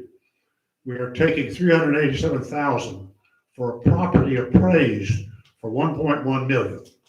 You can make an argument that taking less than fair market value for a property is responsible if and only if that property is being put back on the tax rolls. Here we are foregoing in excess of $700,000 and permanently removing this property from the town's tax rolls and keeping it as an additional expense for the town for maintenance and site improvements. I should also point out that under the Virginia Open Space Land Act, the town picks up an additional authority to charge a flat fee on every residential unit and every business to provide funding to maintain open space land. Second, if it is the desire of the current council to conserve the property, then the simple answer is do nothing. Leave the park as it is. Why do we feel compelled to tie the hands of future councils by this open space grant? Wisdom and judiciousness should dictate some reluctance on our part. We have little idea what changes may occur over the years, noting the many peaks and valleys that Colonial Beach has gone through over the decades. And we are possessed of no crystal balls to accurately predict what may develop. Our present day hubris may well prove a curse in the future. Ms. Clement? This is simple for me. The property was left to the town for public use. The easement will allow us to keep the property for public use. So when I was newly elected to town council, and I want to thank the town council for giving me time to really learn about this question. I know this has been an issue for the town for a while. You guys gave us enough time to at least do the research and make decisions about what we thought. What sways me the most is the amount of people who came today. These are our residents. This is what shows me what we want. The emails we got and the people who came here today, that's what I'm voting on, because those are the residents that I support and that I'm here to vote for. So I'm going to do what you want me to do and vote yes for the easement.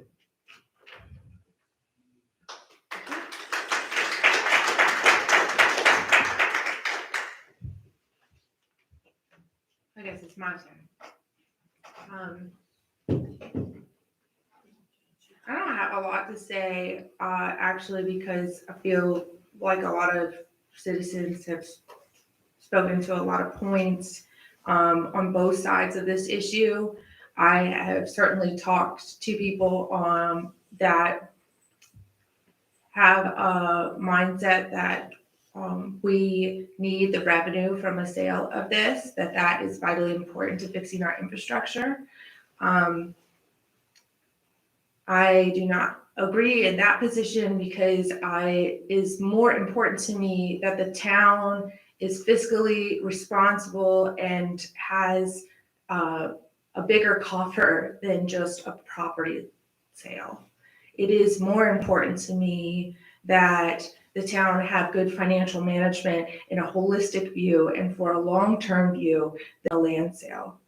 It is critical that we leverage state and federal resources to do those things that are going to be more than a land sale.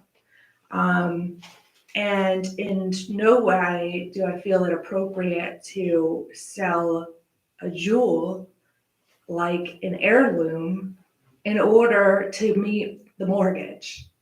That doesn't make financial sense to me. So on that point, in that way, I spoke to this issue, I think 8 years ago, not to the point of take this grant or not, but that the correct financial way to handle your infrastructure issues is not a land sale. It's bigger than that. It is more important than that. It will take more money than that. It will take more time than that. It will take a long time. I may be the only person on this council sitting today that could be this involved in 30 or 40 years from now.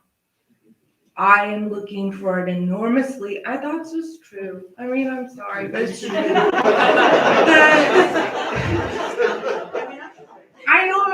I don't mean it in a negative way, but it puts my mind in a different place because I am looking at that perspective in a different way.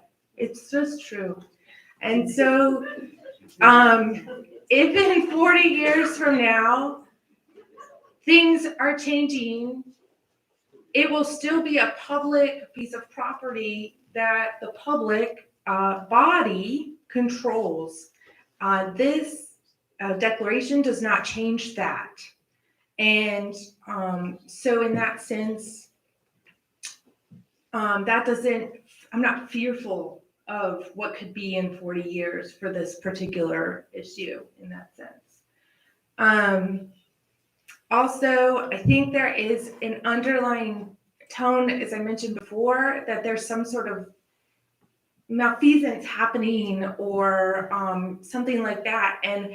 And that mostly has come from people who are fairly new into this process or fairly new residents, because I've been involved in the town's government for 13 years at this point, and we've been talking about this for 13 years. We've been talking about this since 1989. I was 3. My son is 2. This is true. When I was elected to be on council in 2018 as a council member before mayor, again, I don't have a dog in a fight about living next to it or anything like that. I don't have anything like that, but there was, we started this prioritization meeting. And for me, it was, let's get somewhere. I just kept feeling, I just kept hearing from citizens and everybody, let's get somewhere.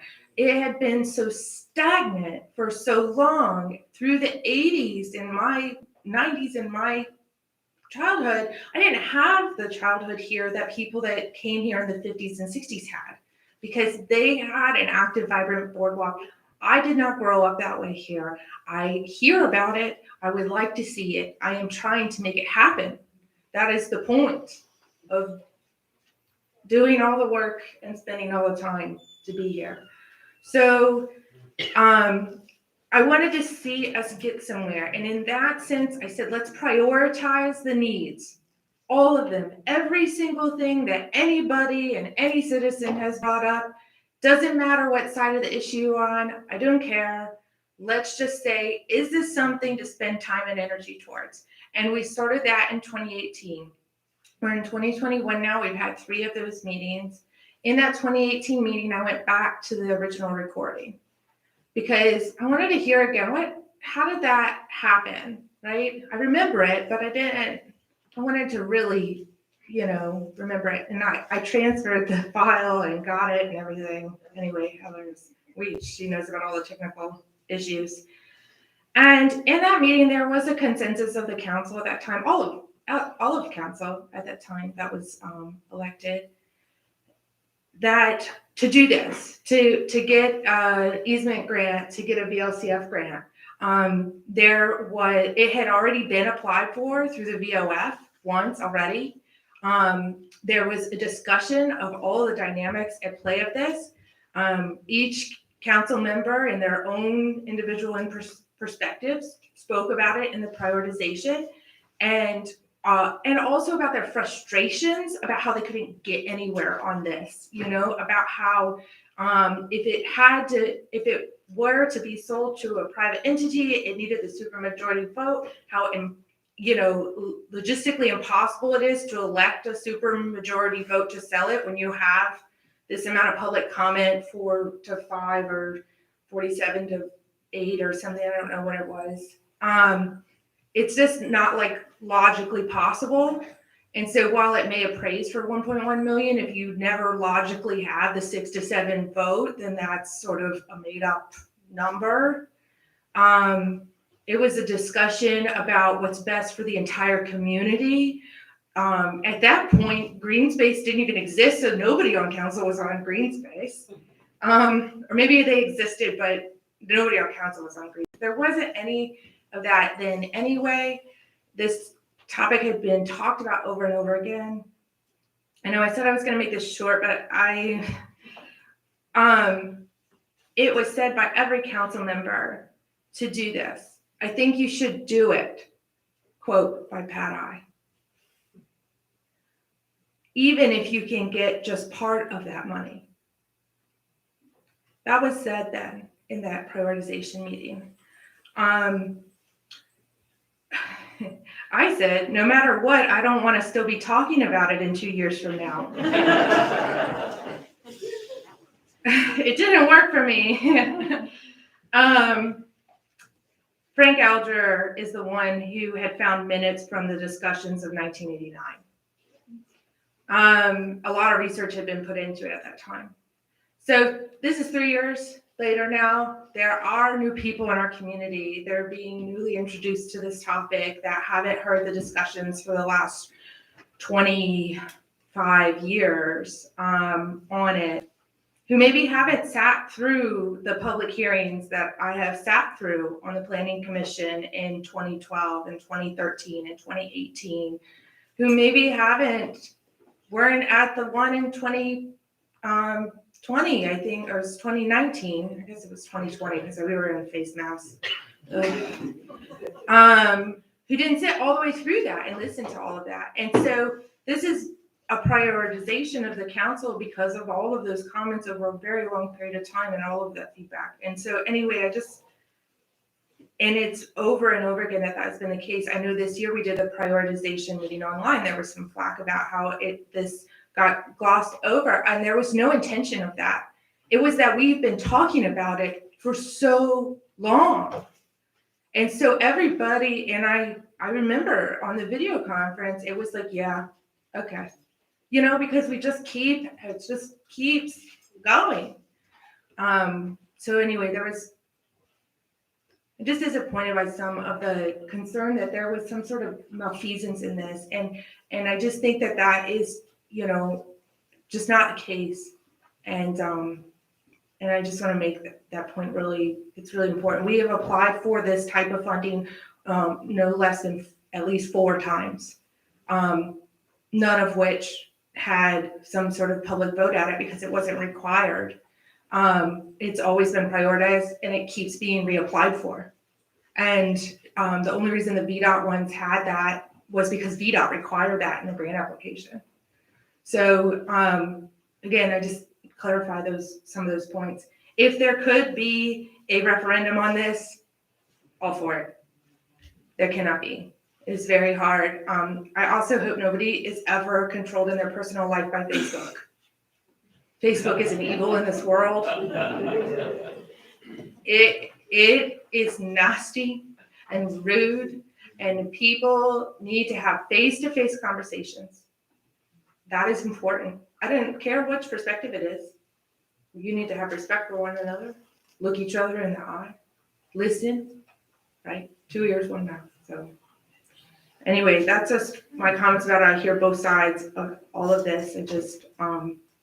And I have been listening tonight, and I look forward to continuing to listen. Madam Mayor, if we could clarify that the motion on the floor, just to clarify for the record, the motion would be to accept the grant and authorize the town manager or the mayor to execute grant agreement, but this is not to approve the declaration at this point. Correct, because the declaration requires the due diligence of all the other steps. Correct. Okay. Yes, Mr. Williams. Yes, I understand everything that's been said. Me, as a council member, I just got the agenda Monday and via email. And then I guess it got emailed out to the residents this Monday. And if you aren't on the email distribution list, you most likely didn't get it. And so you would have gotten it today. If you went in the afternoon and looked on the town's website, you would have finally seen it there. I don't mean any disrespect, but there's a lot of details. This whole open space thing is foreign to probably most of the people in this town. It's a little concerning, especially after some of the comments I've heard.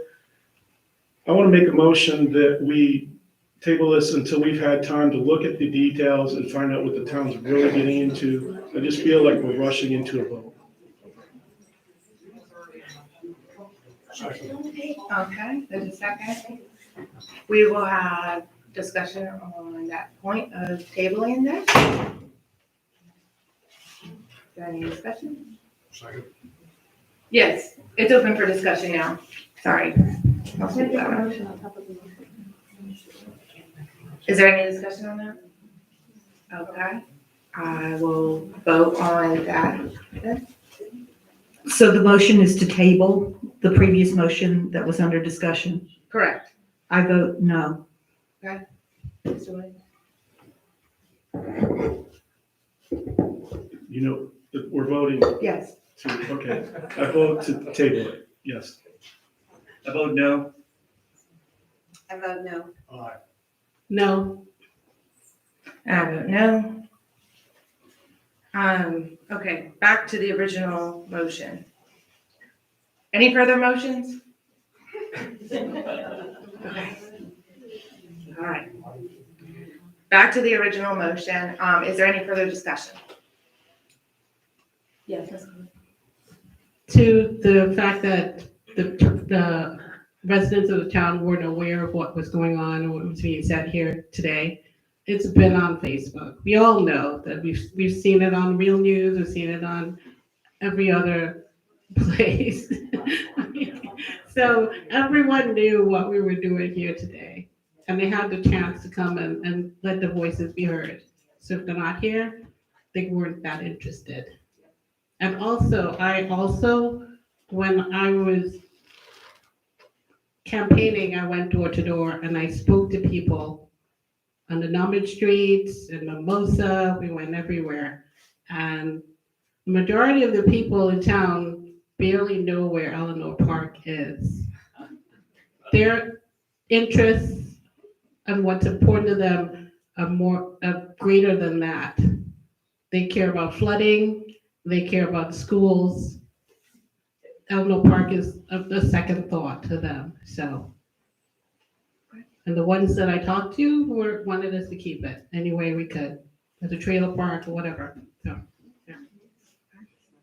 To be clear, I totally understand that this has been discussed on Facebook for a very long time. What I was discussing earlier is the fact that the agenda, all the details, exactly what's gonna happen, just was released on the town's website today, the day of the hearing. That's all, that's my point. Is there any further discussion to that? Okay. I want to be clear that council members have had opportunities to meet with town staff this entire time to be up to speed on this process as much as possible. Yeah. Okay. Is there any further discussion? Seeing none? Could you read back the motion that we're getting ready to vote on? Okay, Ms. Vivian, will you please do that for me, please? Yes, as I understand, the motion on the floor is to approve or accept the grant, or therefore approve the grant agreement and authorize the mayor or the town manager to sign the grant agreement. But I wanted to clarify for the record that this is not an approval of the declaration of open space, because it is not, this transaction is not at a point for that approval to take place at this time. This is only for the grant itself. Any further discussion? Nope. I'll start at this then. Ms. Clement, how do you vote? Aye. To accept the grant.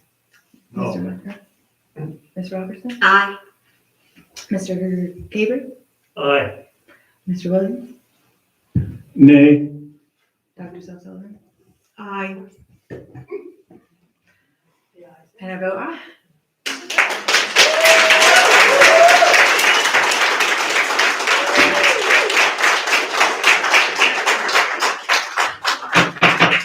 Please settle down. Well, before we adjourn, I would like to relate something that one of my colleagues at George Mason University used to frequently make as an observation that I believe is most relevant here. All's well that ends.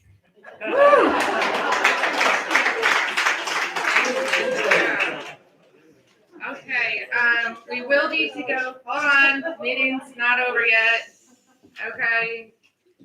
We will have a motion to go into closed session pursuant to Virginia Code 2.2-3711A7, consultation with legal counsel pertaining to pending litigation where such consultation and open meeting adversely affect the litigating posture of the public body regarding a case now pending in the Westmoreland County Circuit Court. Do I have a motion? So moved. A second, all in favor? Aye. Okay, all right, now.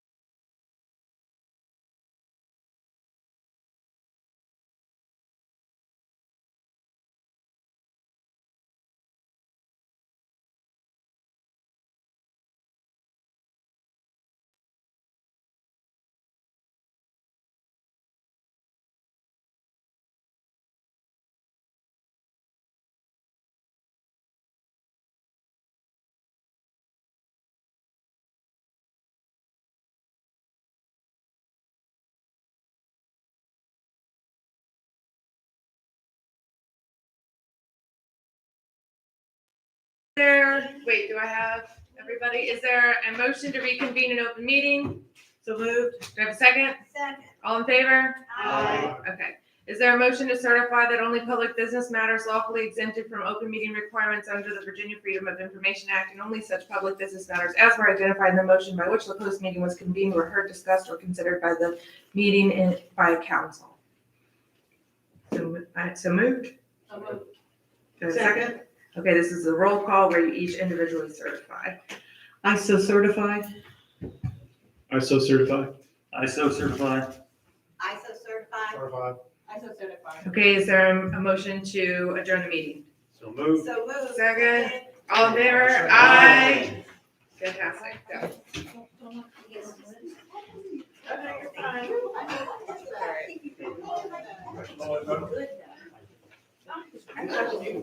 Good.